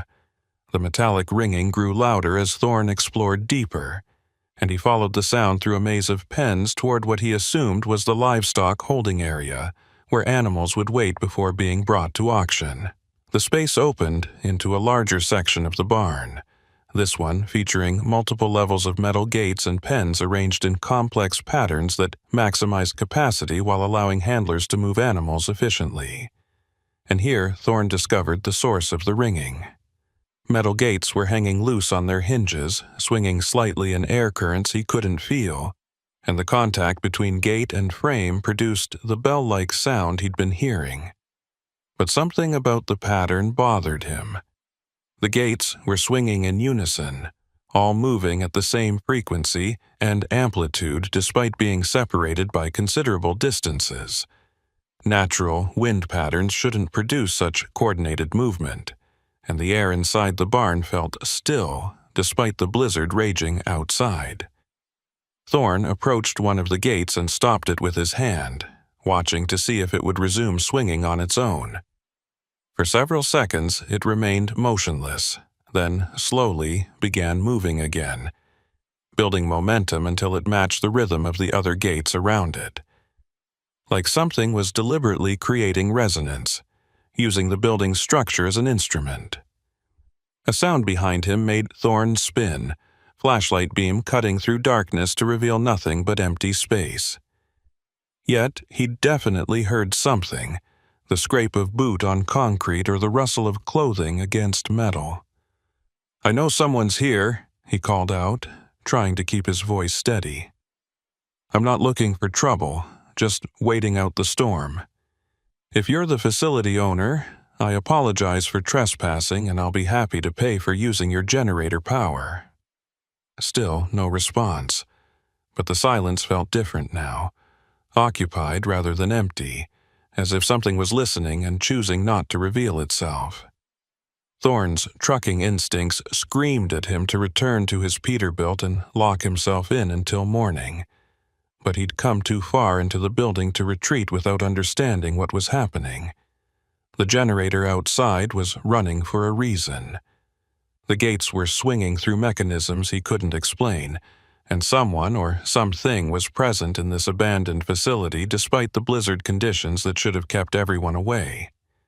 He needed answers before he committed to spending the night here, because the wrong kind of answers might make the highway storm seem preferable to whatever shelter this barn offered. He found the generator control room in a shed attached to the main building, accessible through a metal door that had been left slightly ajar. Inside, the diesel unit rumbled with mechanical reliability, fuel gauge showing 3/4 full, temperature and pressure readings all within normal parameters. Someone had definitely serviced this equipment recently, probably within the past few days, because diesel generators didn't maintain themselves through Iowa winters. Next to the generator sat a propane heating system with lines running throughout the building, explaining the relative warmth inside. Both systems had been activated deliberately, which meant someone had prepared this facility to accommodate people during the storm. A logbook sat on a shelf above the generator controls, and Thorne flipped through pages with growing unease. The entries were written in multiple hands, different people documenting generator starts and fuel consumption over the past several months. But the pattern was wrong. The generator had been started primarily during severe weather events, blizzards and ice storms when travel would be dangerous and shelter would be valuable. And each entry included notes about guests taking refuge, numbers ranging from 1 to 7 individuals, though no names were provided. The most recent entry was dated tonight, written in neat cursive. Generator started 2100 hours. Expected guests 3 to 5. Facility prepared. Thorne's breath caught. Someone had known the storm was coming, and had prepared this facility to trap travelers who sought shelter here. But for what purpose? Robbery seemed most likely. Isolated drivers carrying valuable cargo or personal possessions, desperate enough to abandon caution in exchange for protection from the elements. But the preparation suggested something more elaborate than simple theft. An organized operation that required advanced planning and multiple participants. He needed to get back to his truck immediately and radio for help, assuming he could get enough cell signal or CB range to reach someone who could respond. He was turning to leave when he heard voices. Not from inside the building, but from outside, approaching through the storm. Multiple people talking in low tones, their words muffled by wind, but carrying the unmistakable cadence of human conversation. Thorne killed his flashlight and pressed against the generator room wall, watching through a gap in the door as shadows moved across the snow-covered parking area.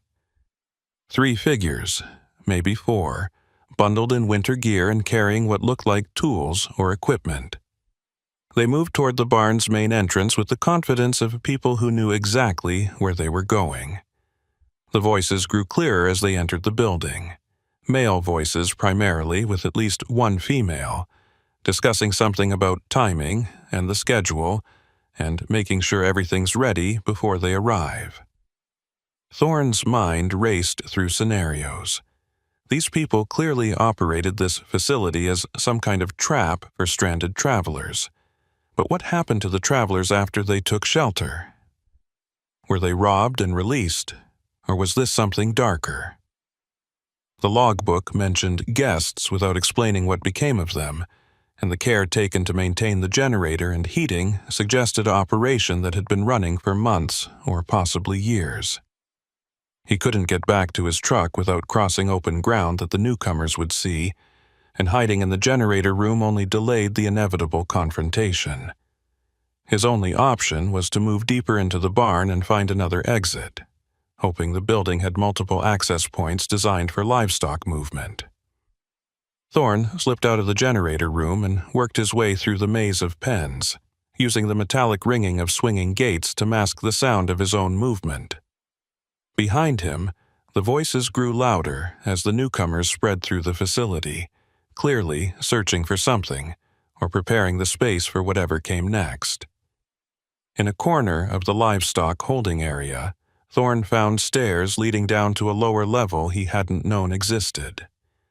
The steps were concrete, worn smooth by decades of boots, and they descended into darkness that his flashlight barely penetrated.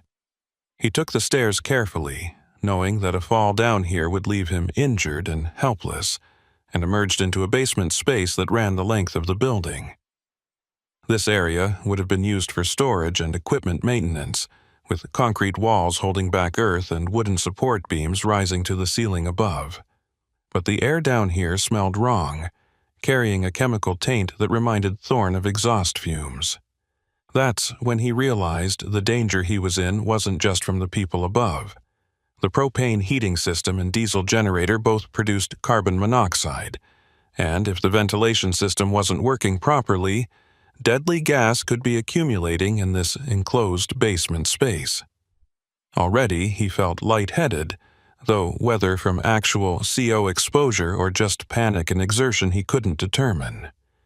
He needed to find an exit, get back to his truck, and get far away from this facility before whatever operation these people ran claimed him as their next victim. The basement held another discovery that made his blood run cold. Storage lockers lined one wall, the kind with combination locks that promise security for valuable contents. Most were closed and secured, but one hung open, its door swinging slightly in air currents. Inside, Thorne saw personal effects. Wallets, phones, identification cards, all sorted and stacked with the efficiency of someone cataloging inventory. He recognized some of the IDs as commercial driver's licenses. People who drove trucks for a living just like him, at least a dozen different individuals represented. Their belongings stored down here like trophies, or evidence that needed to be hidden from casual discovery. Thorne's hands shook as he examined the driver's licenses, recognizing the format and state seals that marked them as legitimate documentation: Kansas, Nebraska, South Dakota, Iowa itself. Drivers from across the Midwest who'd disappeared under circumstances that probably mirrored his own situation. Seeking shelter from winter storms, finding this facility, and then never making it back to their trucks. The implication was clear and horrifying. This wasn't just robbery. People were dying here, their belongings cataloged and stored like inventory from successful hunting expeditions. The number of licenses suggested this operation had been running for at least 2 winters, maybe longer, with victims accumulating at a rate of maybe 1 or 2 per month during severe weather. He needed to move. The voices above had spread throughout the building, footsteps echoing on concrete as the newcomers conducted what sounded like a systematic search. They were looking for him, or for whoever the generator logs predicted would arrive seeking shelter. Thorne pocketed 3 of the driver's licenses, evidence that would prove what was happening here if he managed to escape and contact authorities. Then he moved deeper into the basement, following support beams toward what he hoped would be an exterior access point. Most agricultural buildings included basement exits for equipment and supply delivery, and this facility was large enough to potentially have multiple egress routes. The air quality worsened as he progressed, the chemical smell of carbon monoxide growing stronger until his head throbbed with the beginning stages of poisoning. He pulled his jacket collar up over his nose and mouth, trying to filter the air through fabric that probably offered minimal protection but was better than breathing directly. His flashlight beam revealed heating ducts running along the ceiling, and he noticed that several vents had been deliberately blocked with rags or wooden boards. Someone had sabotaged the ventilation system, ensuring that CO would accumulate in the basement rather than being properly exhausted outside. This wasn't negligence. It was murder by design. A metal door appeared at the far end of the basement, industrial grade with a push-bar mechanism that should allow exit without keys. Thorne hit the bar with his shoulder and felt the door resist, then give slightly before stopping against something blocking it from outside. Snow drift, he realized, winter accumulation that had piled against the exterior enough to prevent the door from opening fully. He threw his weight against it repeatedly, opening a gap of maybe 6 inches that let in a blast of freezing air and swirling snow. The gap was too narrow for his body, but it provided fresh oxygen and a potential escape route if he could clear enough snow. Behind him, footsteps descended the basement stairs, multiple people moving with the coordinated efficiency of a practiced team. Flashlight beams swept across the space, and Thorne heard a male voice call out with false friendliness. "Driver, we know you're down here. Generator logs showed your truck arrived, and we're just trying to help you get through the storm safely. No need to hide." The statement was absurd, given what Thorne had discovered, but it confirmed that these people monitored arrivals and had anticipated his presence. The generator logs that mentioned expected guests weren't predictions. They were hunting schedules. Thorne wedged himself into a gap between support beams and killed his flashlight, gambling that darkness would provide better concealment than movement. The CO exposure was making him dizzy, thoughts fragmenting in ways that suggested his judgment was already compromised. He needed fresh air desperately, but opening that door wider would create noise that would pinpoint his location. Through the 6-inch gap, wind howled with the fury of the blizzard, and he could see nothing but white chaos that promised death by exposure, almost as certainly as staying here promised death by poisoning or violence. The searchers spread through the basement systematically, checking behind equipment and storage areas with thoroughness that spoke to experience finding hidden people. Their flashlight beams created moving shadows that made the space feel surreal, and Thorne fought the urge to simply step out and confront them. 11 years of trucking had taught him that direct confrontation rarely favored the person who was outnumbered and trapped in unfamiliar territory. Better to wait, watch for opportunities, and exploit any mistakes his pursuers made. "Check the storage lockers," a female voice commanded. "If he found those, he knows what we're doing here. We can't let him leave." The admission was stated so matter-of-factly that it took Thorne a moment to process the full implications. These people understood they were operating a murder-for-profit scheme, accepted the necessity of eliminating witnesses, and coordinated their activities with the casual efficiency of any business operation. How many times had they done this? How many drivers had descended into this basement seeking shelter only to discover they'd walked into an elaborate death trap? Footsteps approached Thorne's hiding spot, and he pressed deeper into the shadows between support beams, barely breathing as a flashlight beam swept past his position. The searcher was male, middle-aged from the sound of his breathing, moving with the careful deliberation of someone who'd done this before. "Nothing here," the man called back to his companions. "Just old equipment and empty space. Maybe he's still upstairs." The beam moved away, and Thorne released breath he'd been holding, but knew his concealment was temporary. Eventually, they'd conduct a second, more thorough search, or they'd simply wait by his truck until CO poisoning forced him to either emerge or lose consciousness. The female voice spoke again, this time addressing someone Thorne couldn't see. "Burrow, check the exterior door. If he's trying to force it open, we'll need to intercept before he gets outside." Heavy footsteps moved toward Thorne's position, and he recognized he had maybe 30 seconds before discovery. The gap in the door represented his only chance, inadequate as it was. He moved quickly, sacrificing stealth for speed, and threw himself against the door with all his weight. The snow outside gave slightly, widening the gap to maybe 10 inches, enough to get his head and one shoulder through, but not his torso. "There!" The shout came from behind him as flashlight beams converged on his position. Thorne pushed harder, feeling metal doorframe scrape against his ribs through the insulated coveralls. His head and shoulders were outside now, exposed to wind that felt like being sandblasted with ice, and he used his arms to claw at snow, trying to clear enough space to pull his body through. Hands grabbed his legs from inside, multiple people working together to drag him back into the basement. He kicked viciously, connecting with something that produced a grunt of pain, and the grip loosened enough for him to make another 6 inches of progress. Then he was through, tumbling into snow that reached his chest, the door slamming shut behind him as his pursuers lost their grip. The blizzard swallowed him immediately, visibility dropping to 0 as wind-driven snow filled every gap in his vision.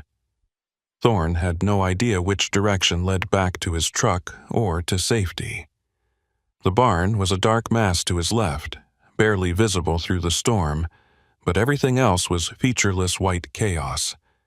He picked a direction that felt like it might angle toward the parking area and started moving, each step requiring enormous effort as he plowed through drifts that shifted and reformed with every gust. Behind him, voices shouted commands that the wind scattered into meaninglessness. They'd be coming through the door or around the building to intercept him, and they knew this property's layout while he was navigating blind.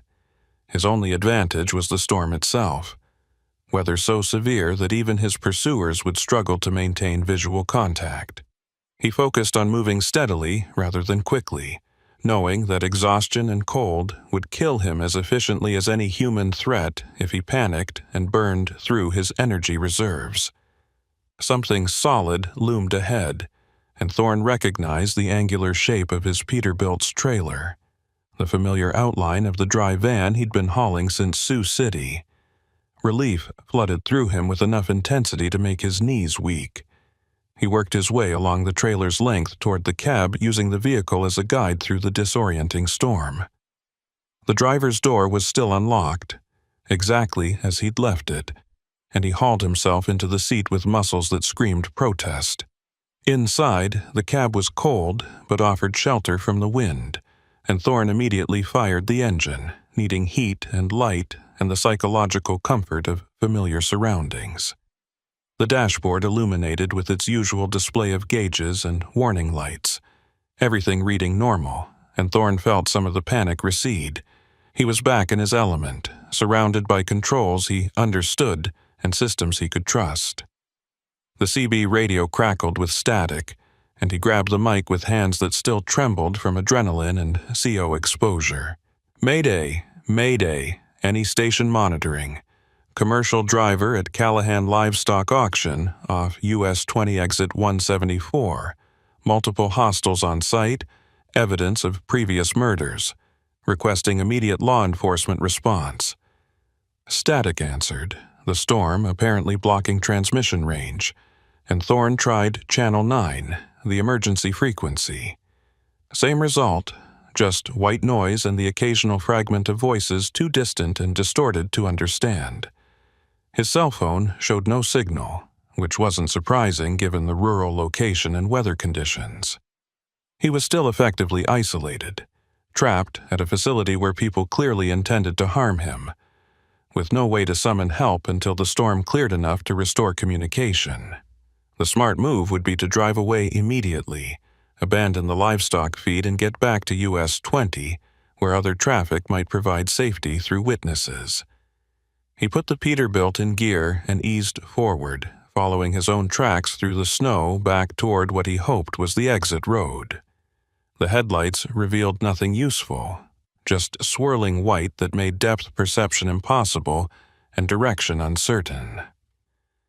After 50 yards, the truck's front end dropped suddenly as the ground fell away, wheels spinning as they lost traction on what felt like a drainage ditch or embankment. Thorne reversed, felt the tandem's grip, and backed away from the hidden hazard. He tried a different angle, but the same thing happened. Wheels finding empty air where solid ground should have been. The realization settled over him like a weight. They'd prepared this trap thoroughly, knowing that drivers who escaped the building would try to flee in their vehicles. The parking area had been designed or modified to funnel trucks into positions where leaving became difficult or impossible without daylight and clear visibility. Even if he could navigate out during the blizzard, they might have blocked the exit road or sabotaged it in ways he wouldn't discover until his truck was high-centered or stuck in a position where recovery required equipment he didn't have. Thorne killed the headlights and watched through his mirrors as flashlight beams appeared near the barn, multiple figures spreading out to search the parking area. They were being methodical, checking around the building first before expanding their search pattern. He had maybe 5 minutes before they reached his position, and then what? They couldn't physically drag him out of a locked truck, but they could damage his vehicle, disable it, and wait for exposure or CO poisoning to force him out. Or they could use weapons, shooting through the windows or setting fire to the cab, options that someone willing to commit serial murder wouldn't hesitate to employ. His eyes fell on the trailer behind him. 53 feet of enclosed space filled with feed bags. The dry van wasn't climate-controlled, but it was insulated and weatherproof, and the rear doors opened from inside using an emergency release mechanism required by federal safety regulations. If he could get into the trailer without being seen, he'd have a hiding place they might not think to check immediately. More importantly, the trailer's interior would be warmer than staying in the cab with the engine off, and he could potentially wait them out until dawn brought better visibility and hopefully passing traffic on US 20. Thorne grabbed his flashlight and emergency kit, then slipped out of the cab on the passenger side, using the truck's bulk to shield his movement from the searchers. The wind immediately tried to knock him down, and snow stung exposed skin on his face with enough force to draw blood. He worked his way along the trailer's length to the rear doors, found the external latch, and pulled. The doors swung open with a groan of cold metal, revealing darkness and the distinctive smell of processed grain. Thorne climbed inside, pulled the doors closed behind him, and engaged the interior latch that would prevent them from being opened from outside without tools. The trailer's interior was pitch black and disorienting, his flashlight beam revealing stacks of feed bags rising to the ceiling. The space was narrow, maybe 8 feet wide, with cargo secured on pallets that left minimal room for movement. But it was dry and significantly warmer than outside, the insulation and residual heat from the bags themselves creating a micro-environment that felt almost comfortable after the brutal cold. Thorne worked his way between the pallets toward the front of the trailer, finding a gap where he could wedge himself and remain hidden if someone managed to force the doors open. Outside, he heard engines starting, multiple vehicles moving around the parking area. They were organizing a systematic search, using their own trucks to provide light and mobility. Thorne checked his phone again, hoping that being inside the metal trailer might somehow improve signal reception, but the screen still showed no bars. He was completely cut off, dependent entirely on his own resources and whatever mistakes his pursuers might make. 11 years of trucking had prepared him for mechanical failures, weather emergencies, and even basic medical crises. But nothing in his experience had prepared him for this, being hunted by organized criminals who'd turned an abandoned agricultural facility into a murder site. His mind raced through options, each one problematic. He could wait in the trailer until dawn, gambling that daylight would let him escape, or that passing traffic on US 20 would notice his situation. But if these people maintained watch through the night, he'd emerge to face the same hostile situation with the added disadvantage of exhaustion. He could try to barricade himself and hope the storm cleared enough for CB or cell communication to work. But that was passive, surrendering initiative to people who clearly had more experience with this scenario than he did. The third option was riskier, but potentially more effective. He could use the trailer as shelter while planning an active countermeasure, something that would disrupt their operation and create opportunities for escape. The feed bags around him were flammable under the right conditions, and his emergency kit included road flares that burned hot enough to ignite almost anything. If he could create a distraction, maybe a fire that forced them to respond, he might be able to slip away during the confusion. It was desperate and dangerous, but doing nothing guaranteed that when dawn came, he'd be facing people who'd already murdered at least a dozen drivers and had no reason to let him become the exception. A sound outside made Thorne freeze, footsteps crunching through snow, approaching the trailer's rear doors. Someone tested the latch, found it engaged, and spoke loudly enough to be heard through the metal walls. "Driver, I know you're in there. My name is Burl Fenner, and I own this property. We need to talk about your situation." The voice was older, male, carrying a false reasonableness that probably worked on people who didn't know what Thorne knew. "The storm's going to last all night, and you can't survive in that trailer without heat. Come out now, and we can discuss this like civilized people." Thorne said nothing, recognizing the statement as a negotiation tactic designed to establish dialogue. Once you started talking, you'd revealed your position and given them information to use against you. Better to remain silent and unpredictable, forcing them to make assumptions that might create exploitable errors. Burl tried again. "I understand you found some things in the basement that concerned you. I can explain everything, but I need you to come out and talk face to face. This doesn't have to end badly for anyone." The lie was so transparent that Thorne almost laughed. This absolutely was going to end badly for someone. The only question was who. He checked his watch, surprised to discover it was only 11:40. The entire experience from entering the barn to reaching this point had consumed less than an hour, though it felt like days. Dawn was still 7 hours away, an eternity when you were trapped in a metal box surrounded by people who'd proven themselves capable of serial murder. Burl's voice returned, sounding less friendly now. "Driver, "You're making this harder than it needs to be. We control this property. We control your vehicle, and we control whether you survive until morning. The smart move is to cooperate before someone gets hurt." The threat was clear, but Thorne noticed something interesting. They weren't trying to force the doors or damage the trailer.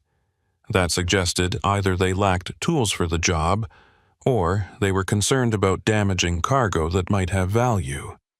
The livestock feed wasn't particularly valuable, but they might not know that, and preserving his ignorance might be the leverage he needed. "I've got a full load of controlled pharmaceuticals," Thorne called out, improvising. "Worth about $2 million on the black market. You damage this trailer or threaten me, and you lose the whole shipment. But if we negotiate properly, maybe we can both walk away with something." The lie came easily, born from 11 years of talking his way through weigh stations and customer complaints. He had no idea if they'd believe him, but desperation made people receptive to possibilities they'd normally question. Silence followed his statement, then footsteps moving away from the trailer. They were consulting, deciding whether his claim was legitimate or an obvious fabrication. Thorne used the time to inventory his emergency kit properly. Road flares, first aid supplies, energy bars, water bottles, basic tools. Nothing that qualified as a weapon, but plenty that could be improvised for purposes the manufacturers never intended. The road flares were his best option, capable of burning at nearly 2,000 degrees Fahrenheit and producing enough smoke to create confusion and potentially trigger CO alarms if this facility had any functional safety systems. Burrell's voice returned, but this time he wasn't addressing Thorne. He was speaking to his companions, voice carrying through the trailer walls despite attempts at discretion. "If he's telling the truth about pharmaceuticals, this could be our biggest score ever. But we need to verify before we commit resources." A female voice responded, the same one Thorne had heard in the basement. "Check the manifest. Most pharmaceutical loads have paperwork visible through the cab windows. If he's lying, we proceed with standard protocol." Standard protocol. The phrase made Thorne's stomach clench, confirming that this operation had been refined through repetition. They had procedures for every scenario, responses they'd practiced until they became routine. He was just another problem to be solved using methods they'd already perfected on previous victims. The only variable was whether his pharmaceutical lie bought him time or accelerated their timeline for eliminating him as a threat. Thorne heard them moving around his truck, doors opening and closing as they searched the cab for documentation that would verify or disprove his pharmaceutical claim. He'd left his bills of lading in the driver's side door pocket. Paperwork that clearly identified his cargo as livestock feed worth maybe $8,000 total. Within 2 minutes, they'd know he'd lied, and whatever slim advantage that deception provided would evaporate. He needed to act before they returned to the trailer with renewed determination to eliminate him as a witness to their operation. The road flares came in a pack of 3, each one capable of burning for 30 minutes and producing enough heat to ignite the paper and cloth components of the feed bags. Thorne pulled one from his emergency kit and positioned himself near the trailer's rear doors, gambling that he could create chaos and escape in the confusion. But the more he considered the plan, the more problems emerged. Starting a fire inside an enclosed metal container while he was still inside was suicide by smoke inhalation. And even if he somehow escaped, setting fire to his own trailer would destroy his livelihood and potentially face him with criminal charges for arson and reckless endangerment. "He's lying!" The female voice carried clearly through the trailer walls. "Cargo manifest shows livestock feed. Shipper is a grain mill in Sioux City. There's no pharmaceuticals, just cattle supplements and hay pellets." Burrell's response was quieter but audible. "Then we proceed as planned. Standard protocol, clean sweep. Vehicle gets stripped for parts tomorrow after the storm clears." The casual way they discussed his murder made Thorne's hands shake with rage as much as fear. These weren't desperate criminals acting on impulse. They were business people discussing the disposal of an inconvenient asset. Footsteps approached the trailer again, and this time Thorne heard the distinctive sound of tools. They were going to force the doors, either using pry bars or cutting equipment. He had maybe 3 minutes before they breached his shelter and found him wedged between feed pallets with nowhere left to run. The flare plan was looking less suicidal and more like his only remaining option. He struck the ignition cap, and the flare burst to life with a brilliant red glow and a hiss of burning chemicals. The light was blinding in the trailer's darkness, and Thorne immediately regretted the decision as smoke began filling the enclosed space. But committed now, he touched the flare to the nearest feed bag, watching as the paper packaging caught and began to burn. The flames spread slowly at first, then with increasing intensity as the fire found the processed grain inside. Within seconds, multiple bags were burning, filling the trailer with heat and smoke that made breathing nearly impossible. Thorne covered his nose and mouth with his jacket sleeve and moved towards the rear doors, pounding on them from inside. "Fire! The trailer's on fire! You've got maybe a minute before the whole thing goes up." The pounding on the exterior doors stopped immediately, replaced by urgent voices. "Is he serious? Smoke's coming from the vents. Get water. We need to suppress this before it spreads to the tractor." Thorne heard them running, their footsteps fading as they presumably went to find firefighting equipment. He used the moment to engage the interior emergency release, a lever that federal regulations required on all enclosed trailers to prevent people from being trapped inside. The mechanism disengaged the exterior latch, and Thorne kicked the doors open, stumbling out into the blizzard with smoke pouring from the trailer behind him. The storm had intensified, if anything, snow falling so thick that visibility was down to maybe 10 feet. Thorne couldn't see his pursuers, though he heard them shouting commands somewhere in the white chaos. He picked a direction away from the voices and started moving, using the wind against his face as a crude compass bearing. The snow was hip-deep in places where drifts had formed, and each step required exhausting effort. But fear provided energy, the knowledge that stopping meant dying in ways that made hypothermia seem merciful by comparison. Behind him, the trailer fire created an orange glow visible even through the blizzard, and Thorne heard the whoosh of flames finding new fuel. The feed bags were burning in earnest now, and the dry van's insulation was catching, creating a conflagration that would be visible from US 20 if anyone was watching. That was the gamble, that the fire would attract attention from passing vehicles or emergency services monitoring the area. But in this storm, with visibility measured in feet rather than miles, the chances of anyone noticing seemed vanishingly small. Thorne's boot caught on something buried under the snow, and he fell forward, hands plunging into a drift that was colder than anything he'd experienced in 11 years of winter driving. When he pushed himself upright, his hands were numb, and his face felt like it had been scrubbed with sandpaper. The wind chill had to be 40 below, cold enough to cause frostbite in exposed skin within minutes. His coveralls provided some protection, but they were designed for working around trucks in cold weather, not for extended exposure to blizzard conditions. He needed to find shelter soon, or the storm would finish what Burl Fenner's operation had started. A dark shape loomed ahead, and Thorne recognized a vehicle, though not his own truck. This was a pickup, probably belonging to one of the people hunting him, and it had been left running with interior lights on. Through the fogged windows he could see the glow of a dashboard and what looked like radio equipment. Someone had been monitoring communications, possibly trying to intercept any calls Thorne might have made if his CB or cell phone had worked. The vehicle represented transportation and shelter, but it also represented a trap. Taking it would alert his pursuers immediately, and they'd have other vehicles to give chase. But Thorne was out of options. Continuing on foot in this storm guaranteed death by exposure within the hour. He yanked open the driver's door and climbed inside, immediately hit by warmth that felt like salvation.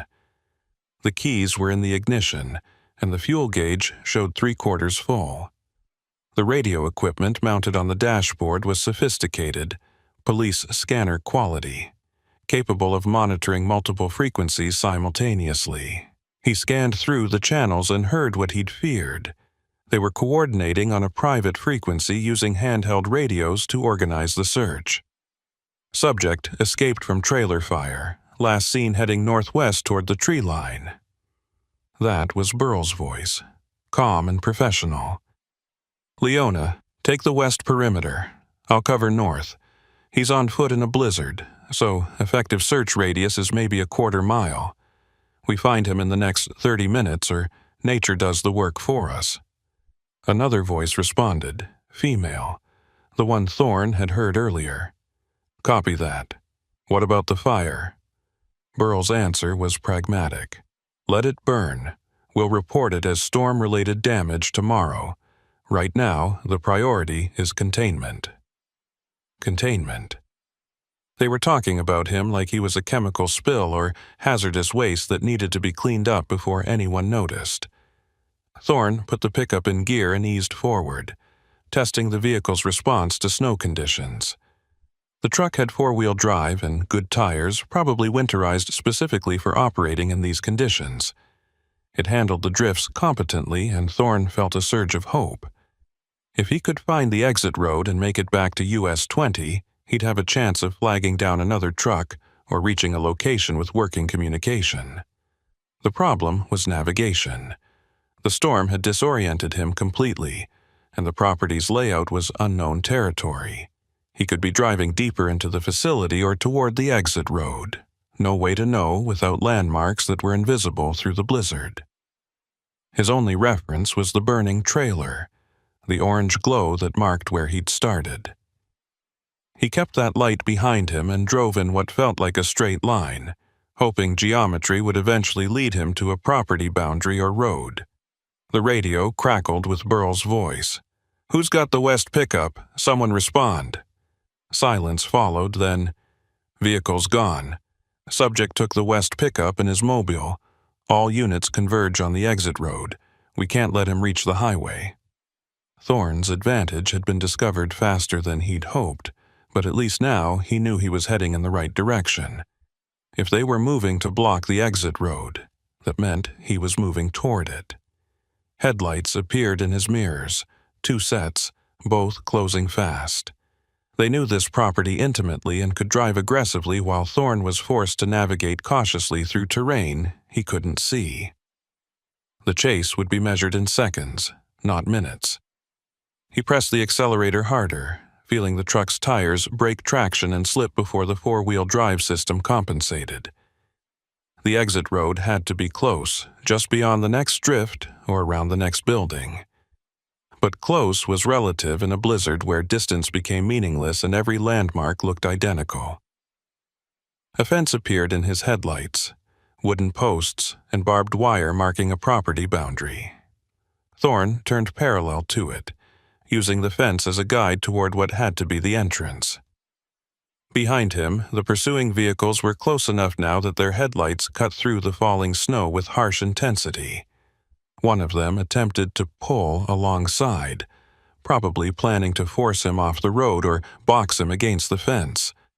Thorne swerved right, felt the pickup's front bumper clip a fence post, and kept going. The post snapped with a crack audible over the wind, and barbed wire scraped along the truck's side with a metallic shriek. The exit road materialized suddenly, a gap in the fence line where gravel met snow-covered pavement. Thorne took the turn too fast, felt the rear end slide out, and corrected with steering input that 11 years of winter driving had made instinctive. The truck straightened, found traction, and accelerated up the ramp toward US 20. Behind him, one of the pursuing vehicles attempted the same turn and wasn't as fortunate. Thorne saw headlights pivot wildly in his mirror before disappearing entirely, probably sliding off the road into the ditch. The second vehicle slowed, and he gained precious seconds of separation. US 20 appeared like a promise of salvation, a ribbon of snow-covered asphalt that represented civilization and safety. Thorne turned west, following the highway's curve and immediately spotting taillights ahead. Another truck, a legitimate traveler, pushing through the storm at careful speed. Thorne accelerated to close the distance, laying on the horn in continuous blasts that announced emergency. The truck ahead slowed and pulled to the shoulder, hazard lights flashing. Thorne stopped behind it and climbed out, fighting the wind to reach the other driver's window. The trucker, a woman in her 50s, rolled down her window with obvious concern. "You all right, driver?" Thorne's explanation came in gasps, adrenaline and exertion making coherent speech difficult. "Livestock auction barn, mile marker 174. Criminal operation, multiple murders. Need to contact police immediately." The woman's expression shifted from concern to alarm, and she grabbed her CB mic. "Break emergency. Break emergency. Any law enforcement monitoring, we have a commercial driver reporting criminal activity at exit 174. Static answered. Then a professional voice. "This is Iowa State Patrol. Identify your location and nature of emergency." The woman handed Thorne her mic, and he provided details with the precision of someone who knew his testimony would be scrutinized. Location, what he'd discovered in the basement, the pursuit through the blizzard, everything delivered in short, factual statements. The patrol officer's questions were thorough, and Thorne answered each one while watching his mirrors for signs of continued pursuit. But the vehicles from the auction barn had apparently decided that following him onto the highway represented too much exposure. "Units are responding to your location," the officer said. "Severe weather is complicating response time, but we have troopers within 10 miles. Stay on the highway and keep this channel open." The woman trucker offered Thorne shelter in her cab while they waited, and he accepted gratefully, his body beginning to register the punishment it had endured. Frostbite threatened his fingers and face, his lungs burned from smoke inhalation and CO exposure, and exhaustion made coherent thought increasingly difficult. The state patrol arrived 40 minutes later, 3 vehicles with lights cutting through the storm like beacons. The troopers took Thorne's statement while emergency medical technicians treated his injuries and evaluated him for serious damage. His story about the driver's licenses in the basement got immediate attention, and within an hour, a tactical team was assembling to raid the livestock auction facility. But the storm prevented immediate action, with officers unwilling to risk lives attempting entry during whiteout conditions. They'd have to wait for dawn and better visibility before moving against what Thorne had described. A paramedic named Leona Platt rode with Thorne to the hospital in Fort Dodge, monitoring his vital signs and providing oxygen to help clear his system of CO. She asked questions about his experience, professional inquiries mixed with obvious horror at what he'd endured. "How many people do you think are involved in this operation?" Thorne considered the question carefully. "I encountered at least 5 distinct individuals, but there could be more. They operated with coordination that suggested practice and planning. This wasn't opportunistic crime, it was systematic predation." Leona's expression darkened. "We've had missing trucker reports in this area for the past 2 years. State Patrol investigated but never found evidence of foul play. If what you're saying is true, we might finally understand what happened to those drivers." The number 2 years aligned with what Thorne had seen in the basement, at least a dozen victims over multiple winter seasons. He'd been lucky, or smart enough to recognize the danger before it consumed him completely. But luck was fickle, and if any single variable had been different, his driver's license would have joined the collection in those storage lockers. At the hospital, doctors treated Thorne for frostbite, smoke inhalation, and early-stage hypothermia. None of the injuries were life-threatening, but they would have become so if he'd remained exposed much longer. While he recovered in an observation room, State Patrol investigators came to take a detailed statement, recording every aspect of his experience. They were particularly interested in the basement storage lockers and the driver's licenses he'd seen. Thorne had grabbed 3 of them during his escape, evidence that now occupied marked bags in the patrol's evidence custody. "We'll cross-reference these licenses with missing persons reports," one investigator explained. "If they match drivers who disappeared in this area, that gives us probable cause for multiple homicide charges. Your testimony about the generator logs and the conversation you overheard about standard protocol establishes premeditation. We're building a strong case, but we need to arrest these people before they destroy evidence or flee." Thorne asked the question that had been haunting him since his escape. "How many trucks do you think they've robbed? How many drivers are buried somewhere on that property?" The investigator's answer was careful, probably constrained by what he could legally discuss with a witness. "Based on missing persons reports and the physical evidence you described, we're potentially looking at a dozen or more victims over a 2 to 3 year period. But until we can search the property thoroughly and recover remains, those are just estimates. A dozen drivers, a dozen families without closure, millions in stolen cargo, and an operation sophisticated enough to have evaded detection for years." The scale of it made Thorne feel nauseous, knowing how close he'd come to becoming another statistic. Dawn brought clearing skies and temperatures that remained brutally cold, but at least allowed visibility. The tactical team moved on the livestock auction facility at 7:30 a.m., finding it abandoned. Burl Fenner and his accomplices had fled during the night, taking whatever evidence they could transport and leaving behind a burning trailer that had collapsed into a smoking ruin. But the basement remained intact, and forensic teams recovered exactly what Thorne had described.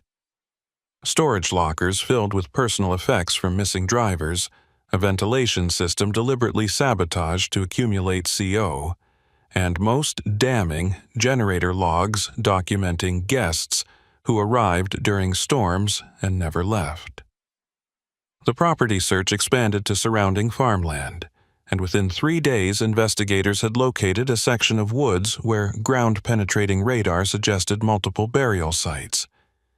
The excavation would take weeks, but preliminary findings confirmed human remains consistent with the missing drivers' descriptions. DNA testing would take longer, but the investigators were confident they'd identified the dumping ground where Burl Fenner's operation had disposed of victims for at least 2 winters. Thorne remained in Fort Dodge for 4 days, giving depositions and helping investigators understand the operation's methodology. The burned trailer and stolen pickup were recovered, both processed for evidence that might help identify the perpetrators. Security footage from a truck stop 30 miles away showed several individuals matching descriptions Thorne provided, fueling a multi-state manhunt. But Burl Fenner and his closest associates had vanished, probably anticipating that eventually their operation would be discovered and maintaining escape plans for exactly this scenario. The story broke regionally within a week, news outlets reporting on the highway horror house and the trucker who'd escaped a murder operation disguised as storm shelter. Thorne gave one interview to a transportation industry magazine, feeling obligated to warn other drivers about the specific tactics he'd encountered. But he refused most media requests, uncomfortable with being labeled a hero when he felt like someone who'd simply survived through luck and desperate improvisation. His burned trailer represented a total loss, but insurance coverage and company understanding meant he wasn't held financially responsible. They assigned him a new trailer and gave him 2 weeks off to recover physically and mentally before returning to work. When he finally climbed back into a cab and started hauling freight again, Thorne found that his relationship with the road had fundamentally changed. Every rest area became a potential threat, every offer of shelter during storms carried suspicion, and every empty building made him wonder what might be hidden in its basement. The investigation into the Callahan livestock auction operation consumed the better part of 3 months, with forensic teams working through frozen ground to recover remains and piece together the full scope of what Burl Fenner had orchestrated. Thorne received weekly updates from the lead investigator, a state patrol sergeant who'd made it his personal mission to ensure every victim was identified and every perpetrator was brought to justice. The numbers grew worse with each call. 14 confirmed victims, with 3 more suspected based on personal effects that couldn't be definitively matched to missing persons reports. The oldest remains dated back nearly 4 years, suggesting the operation had been running much longer than initial estimates indicated. The victims came from across the Midwest trucking community. Independent owner-operators like Thorne, company drivers hauling everything from produce to machinery, even a livestock hauler who'd been making the same route for 15 years before disappearing during a February blizzard. Their families had filed missing persons reports, hired private investigators, and spent years wondering what had happened to their loved ones. Now they had answers, but the answers brought no comfort. Their fathers and mothers and brothers and sisters had been murdered for cargo that was already insured, killed to protect a criminal enterprise that existed solely because winter storms created opportunities to prey on isolated travelers. Thorne attended 3 of the funerals, feeling obligated to represent the trucking community and to bear witness to the human cost of what he'd discovered. The services were heartbreaking. Families finally receiving closure after years of uncertainty but struggling to comprehend the brutality of how their loved ones had died. At one funeral in Nebraska, the victim's daughter approached Thorne with a question that would haunt him for years. Did he suffer? In the basement with the carbon monoxide, did he know what was happening? Thorne had no answer that would ease her pain, no words that could make the truth less horrible. He'd settled for honesty delivered as gently as possible. I think it happened quickly, and I think he believed he'd found shelter. That's the best I can offer. The manhunt for Burl Fenner and his accomplices expanded to include federal agencies when evidence revealed the operation had been fencing stolen cargo through interstate networks. The FBI classified it as organized crime with possible connections to larger trafficking operations, and suddenly what had seemed like a regional horror story became part of a national investigation into highway predation. Thorne gave testimony to federal prosecutors, walked them through every detail of his experience, and provided insights into trucker psychology that helped them understand how the operation had been so successful for so long. Drivers are independent by nature, Thorne explained during one deposition. We're used to solving our own problems, handling emergencies without outside help. That self-reliance makes us vulnerable to situations where asking for help seems like admitting weakness. Burl Fenner exploited that perfectly. He offered shelter during storms, positioned his facility as salvation rather than threat, and by the time drivers realized the danger, they were already trapped. The prosecutors nodded, taking notes, but Thorne wondered if they truly understood. You had to live the isolation of long-haul trucking to comprehend how seductive shelter could be when you were fighting a blizzard at 3 a.m., with 100 miles between you and the nearest town. The stolen pickup Thorne had used to escape yielded crucial evidence. Fingerprints matched 2 individuals with extensive criminal records in surrounding states, both with histories of theft and assault. One of them, a man named Derek Jessup, was arrested 3 weeks after the raid while trying to cross into Canada. He agreed to cooperate in exchange for reduced charges, and his testimony painted a picture of an organization that had refined murder into systematic business. Burl Fenner had started the operation 4 years ago after inheriting the livestock auction property from a deceased relative. Initially, it had been simple cargo theft, intercepting stranded drivers and robbing them at gunpoint before releasing them with threats to keep quiet. But witnesses created problems, and within the first year Burrell had made the decision to eliminate anyone who could identify the operation's participants.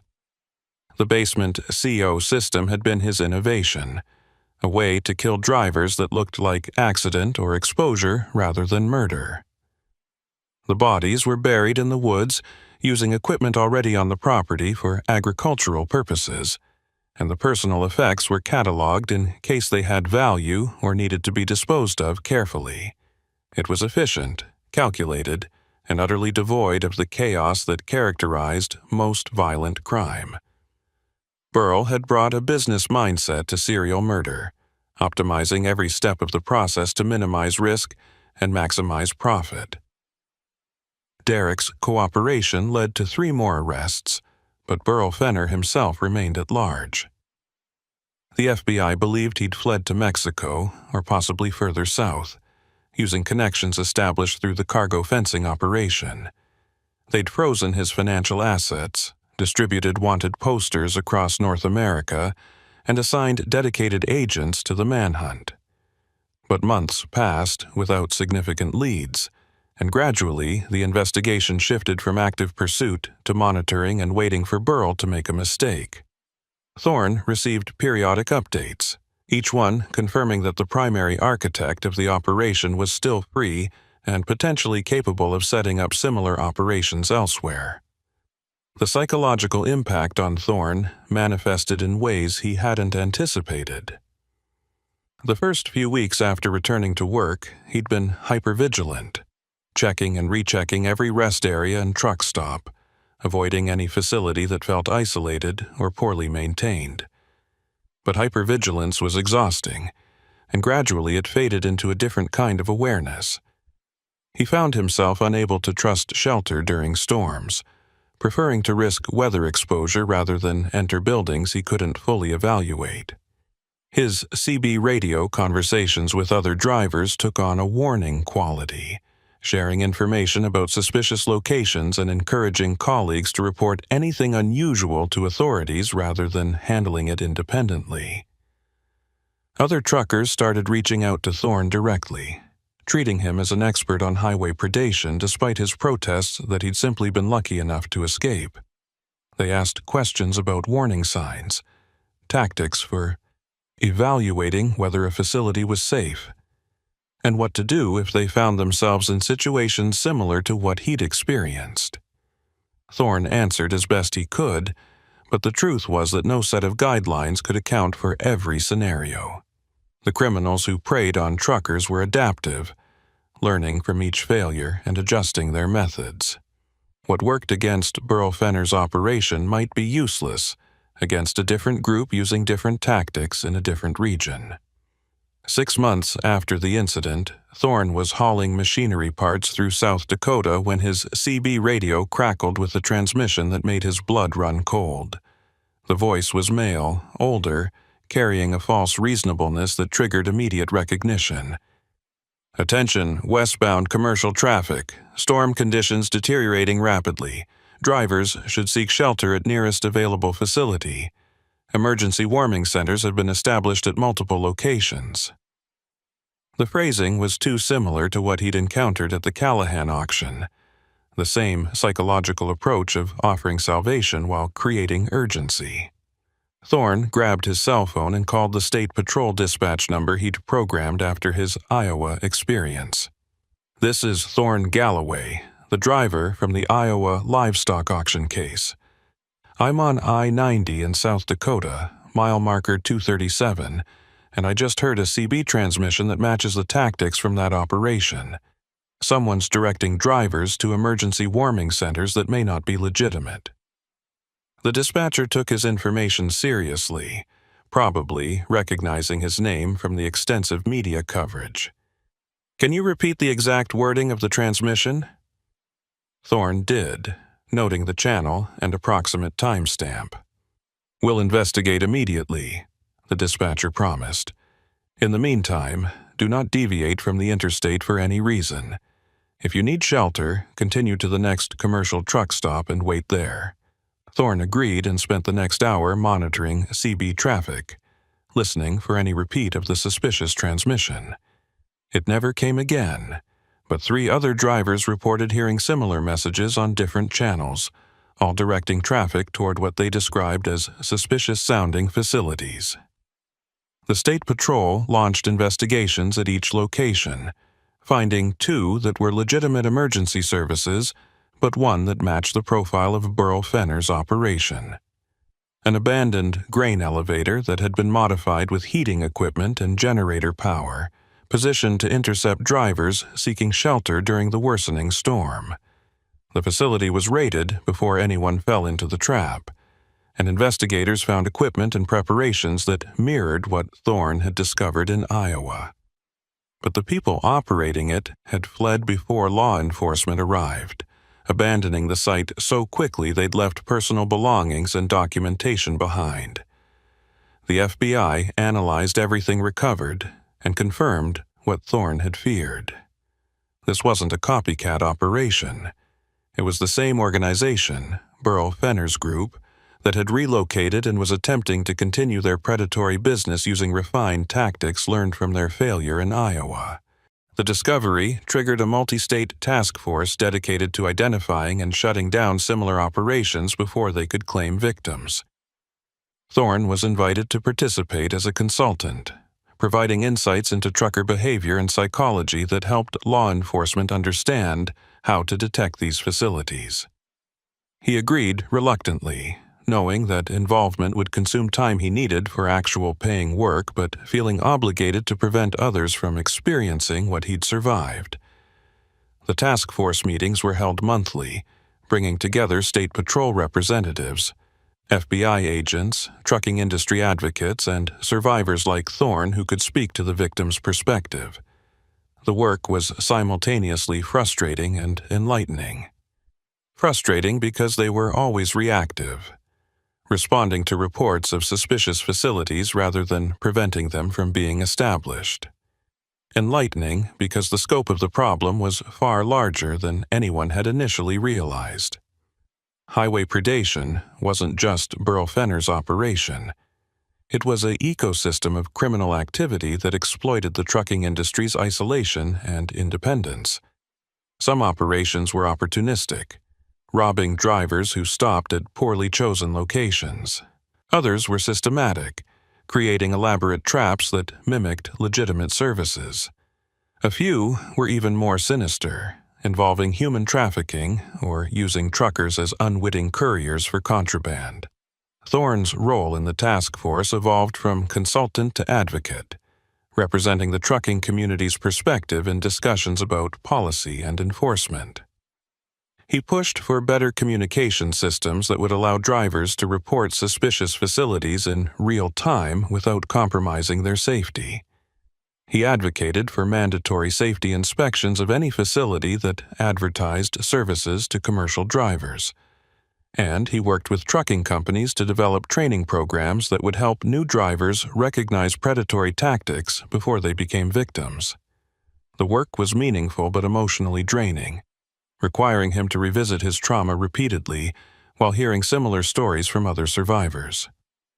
1 year after the Iowa incident, Thorne was hauling furniture through Nebraska when he stopped at a truck stop he'd been using for years. The facility was clean, well-maintained, and staffed by people who knew him by name.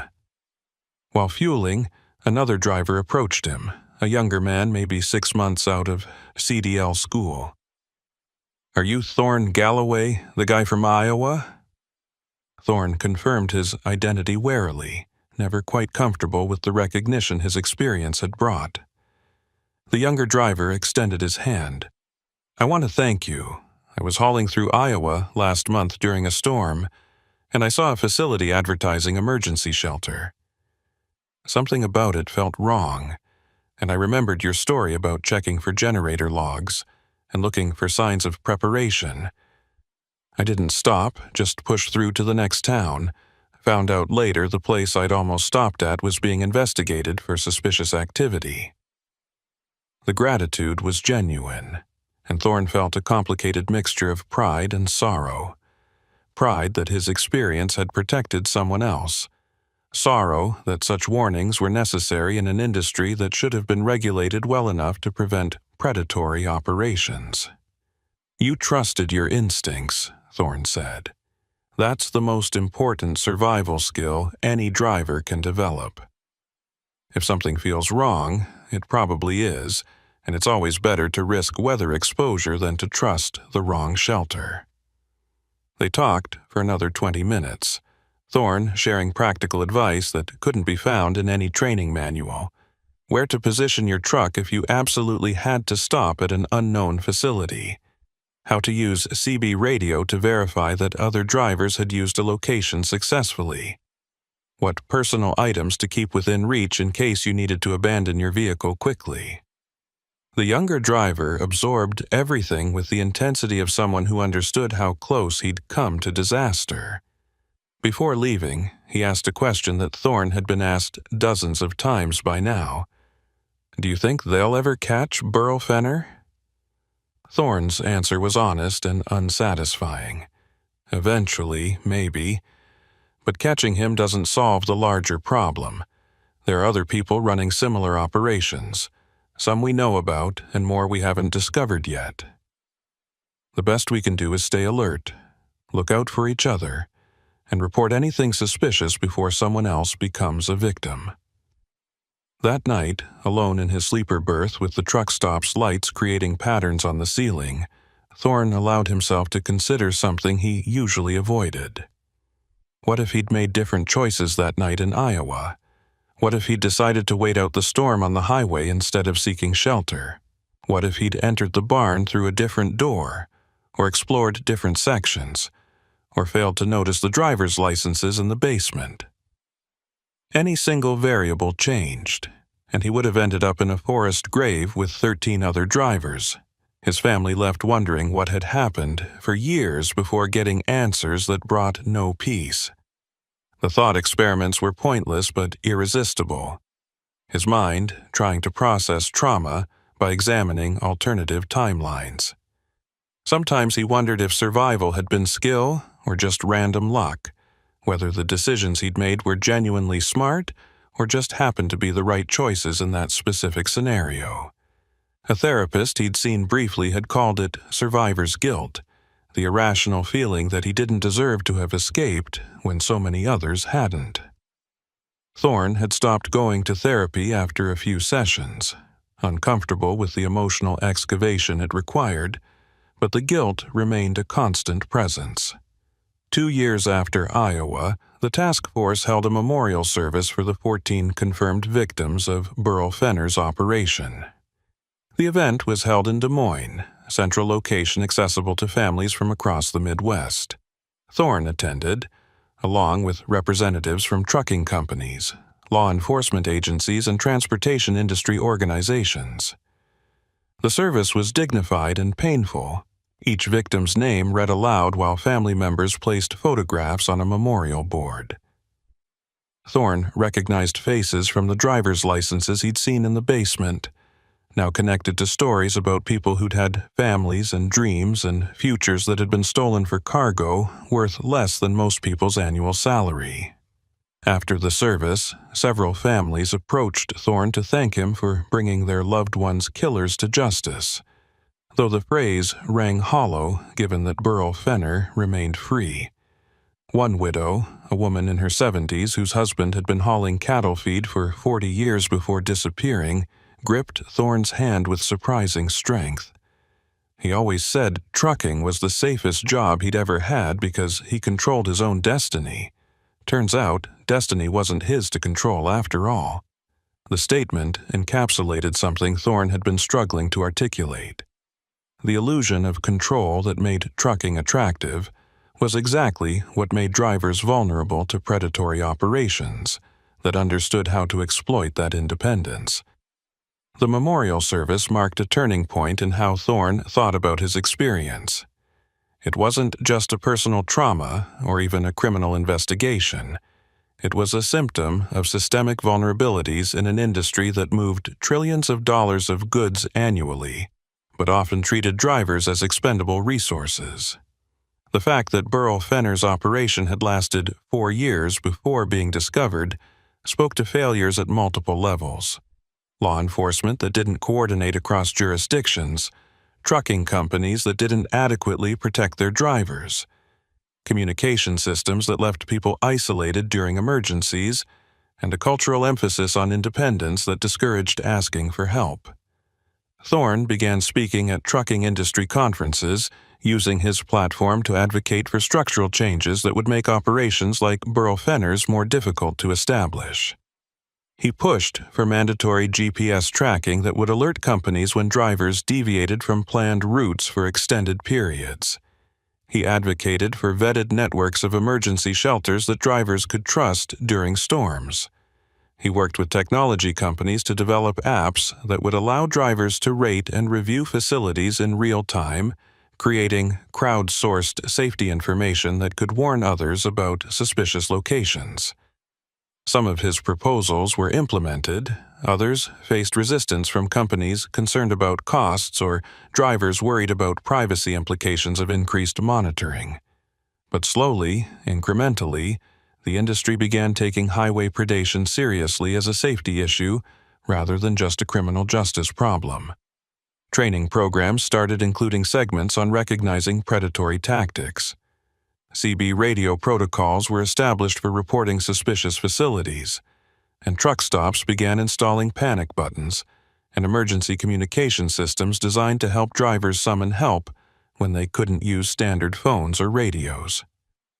3 years after Iowa, Thorne was hauling electronics through Montana when his phone rang with a number he'd learned to recognize as the FBI task force coordinator. "We found him," the agent said without preamble. "Burl Fenner. Mexican authorities arrested him 2 days ago at a border crossing, trying to enter Guatemala with forged documentation. He's being extradited back to Iowa to face murder charges." The news should have brought satisfaction or closure, but Thorne felt only a hollow acknowledgement. Catching Burl wouldn't resurrect 14 dead drivers or restore the years their families had spent wondering and grieving. "What about his accomplices?" Thorne asked. "The people who were with him that night?" The agent's response was measured. "We've arrested 6 individuals connected to the operation. 3 more are still outstanding, including the woman you heard giving orders in the basement. We believe she's Burl's daughter, and she may be attempting to continue operations elsewhere using different methods. The investigation remains active." So, even with Burl in custody, the threat persisted, carried forward by people who'd learned the business and saw no reason to stop as long as vulnerable drivers and winter storms continued to exist. The trial took place 9 months later in an Iowa courthouse that was packed with family members, media representatives, and truckers who'd taken time off work to witness justice being served. Thorne testified for 3 days, walking the jury through every detail of his experience. The prosecution built their case methodically, using forensic evidence, victim testimony from families, and Derek Jessup's cooperation to establish the scope of Burl's operation. The defense attempted to argue that Burl was merely running a shelter service, and that any deaths were accidental results of carbon monoxide exposure rather than intentional murder. The jury didn't buy it. After 2 days of deliberation, they returned guilty verdicts on 14 counts of first-degree murder, multiple counts of theft, and various charges related to operating a criminal enterprise. The judge sentenced Burl Fenner to life in prison without possibility of parole, to be served consecutively for each murder count. It was the harshest sentence Iowa law allowed, and Burl showed no emotion as it was delivered, maintaining the same cold pragmatism he'd demonstrated when running his operation.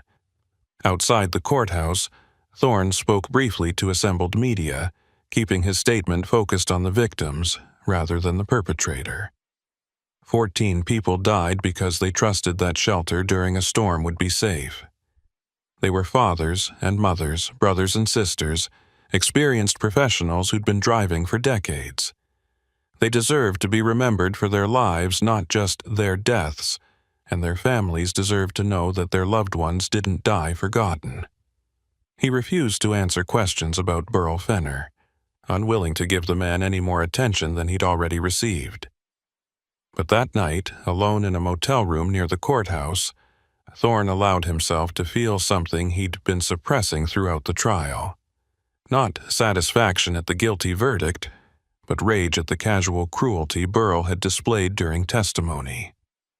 The man had shown no remorse, no acknowledgement that he'd destroyed families and communities for cargo that insurance had already compensated.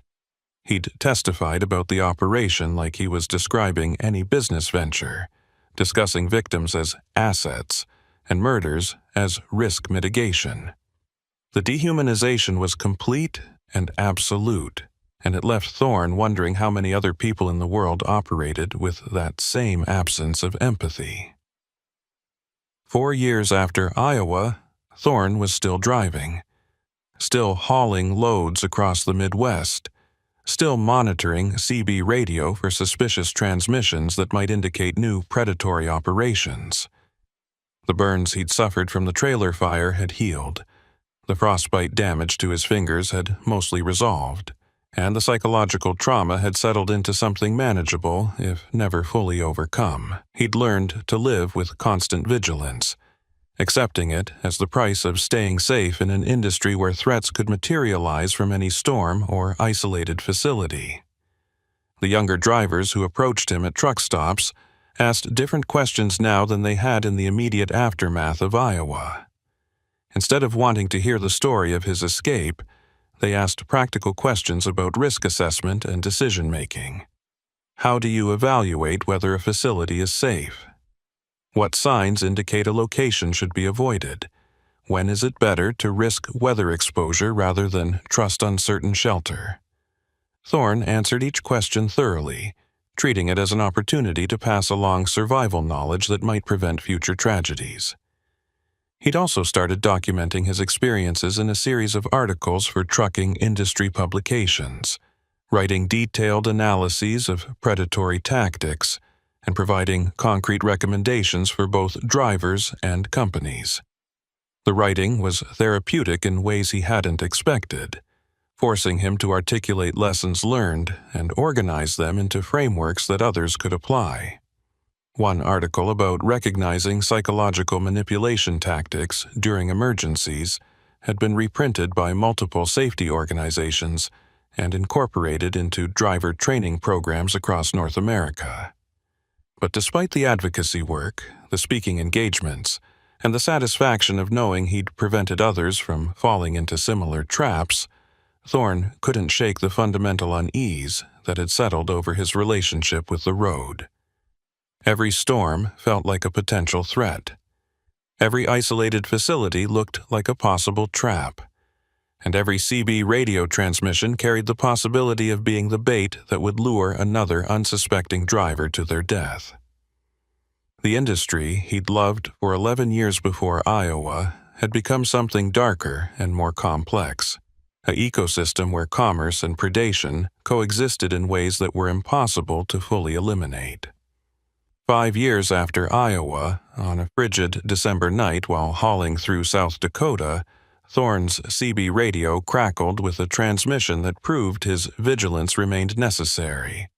The voice was female, young, using phrasing that was almost identical to what Burl Fenner's operation had employed.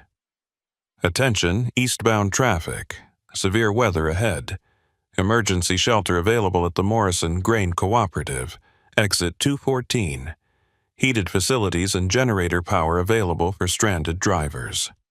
Thorne immediately recognized the pattern, offering specific amenities that drivers would find attractive, creating urgency through weather warnings, directing traffic to a facility that might not be what it claimed.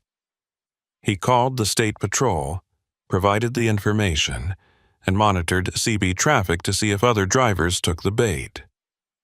2 trucks reported exiting toward the Morrison facility, and Thorne made a decision that probably wasn't smart but felt necessary. He took the same exit, following at a distance, planning to observe whether the facility was legitimate or something more sinister. If it was legitimate, he'd apologize for the paranoia and move on.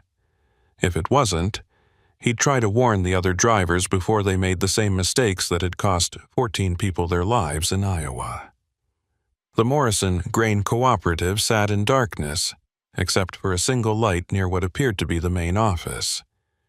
The two trucks that had exited ahead of Thorne were parked in the lot, drivers presumably inside, seeking the promised shelter and generator power. Thorne stopped his truck 300 yards away, positioned so he could observe without being obvious, and watched. For 20 minutes, nothing happened.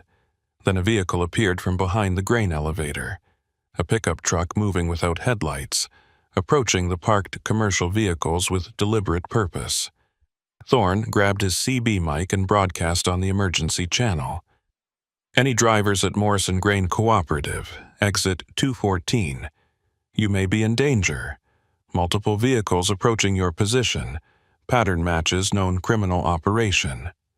Exit facility immediately and return to interstate. He watched through binoculars as the parked truck's lights came on, drivers receiving his warning. Both rigs started moving, pulling out of the lot and heading back toward the highway. The pickup truck that had been approaching stopped, and Thorne saw figures exit it, watching the departing trucks but not pursuing. He'd disrupted something, though whether it was a legitimate criminal operation or just a suspicious-looking situation remained unclear. State Patrol arrived within 30 minutes, investigated the Morrison facility, and found it abandoned with no evidence of recent activity.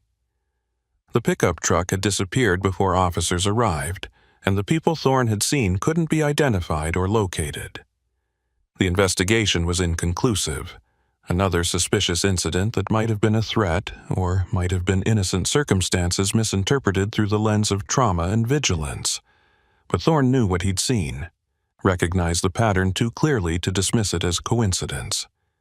Burl Fenner was in prison, but his methods had been studied and were being replicated by others who understood the profitability of preying on isolated truckers during winter storms.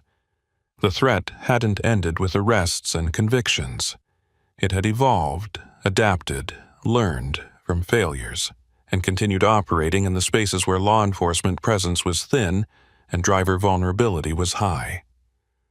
That night, parked at a truck stop 50 miles from the Morrison incident, Thorne updated his personal database of suspicious facilities and tactics.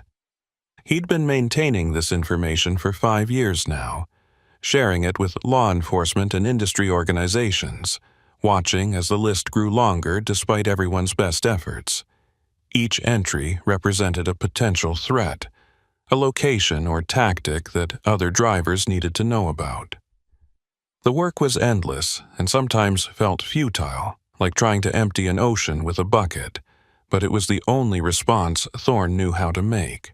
The highway stretched ahead into darkness, carrying trucks that held everything American commerce required. And somewhere in that darkness, people still waited for opportunities created by storms and isolation, and the trust that drivers placed in signs and systems they assumed operated according to legitimate rules. Thorne drove carefully, watched constantly, and shared what he'd learned with anyone who would listen.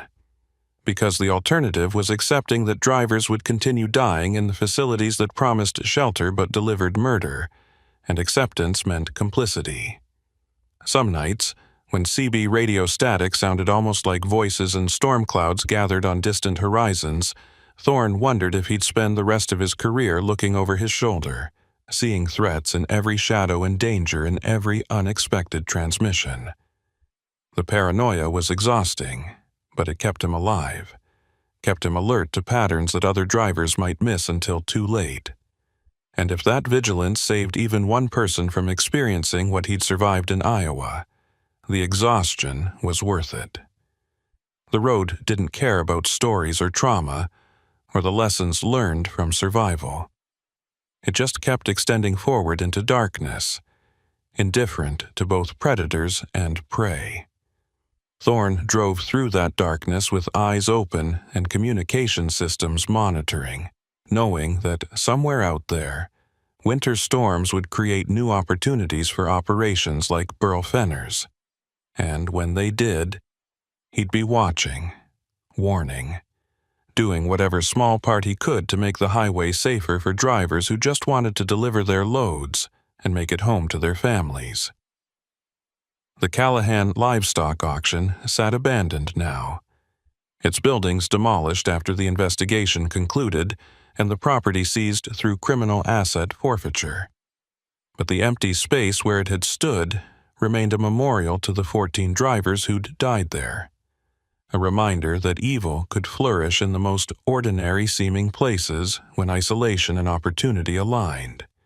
Thorne passed that exit sometimes during runs through Iowa, always noting the absence where the facility had been, always remembering the night he'd sought shelter and found nightmare instead. And sometimes, late at night when exhaustion made thoughts drift into dark territories, Thorne wondered about the accomplices who'd never been caught. Burl's daughter still operating somewhere with knowledge and methods learned from years of systematic murder. The others who'd been in that basement, searching for him while discussing standard protocol with the casual efficiency of business professionals. They were still out there, possibly setting up new operations, definitely sharing what they'd learned with others who saw value in predatory tactics. The highway was an ecosystem, Thorne had learned, and ecosystems always contained predators alongside their prey. The only question was whether the prey stayed alert enough to recognize danger before stepping into traps that promised shelter but delivered death. For Thorne, that alertness had become permanent, a lens through which he viewed every facility and every storm. Some drivers thought he was paranoid, overcautious to the point of interfering with efficient operation. But those drivers hadn't seen what he'd seen, hadn't felt metal gates swinging in impossible synchronization or smelled carbon monoxide accumulating in basement shadows.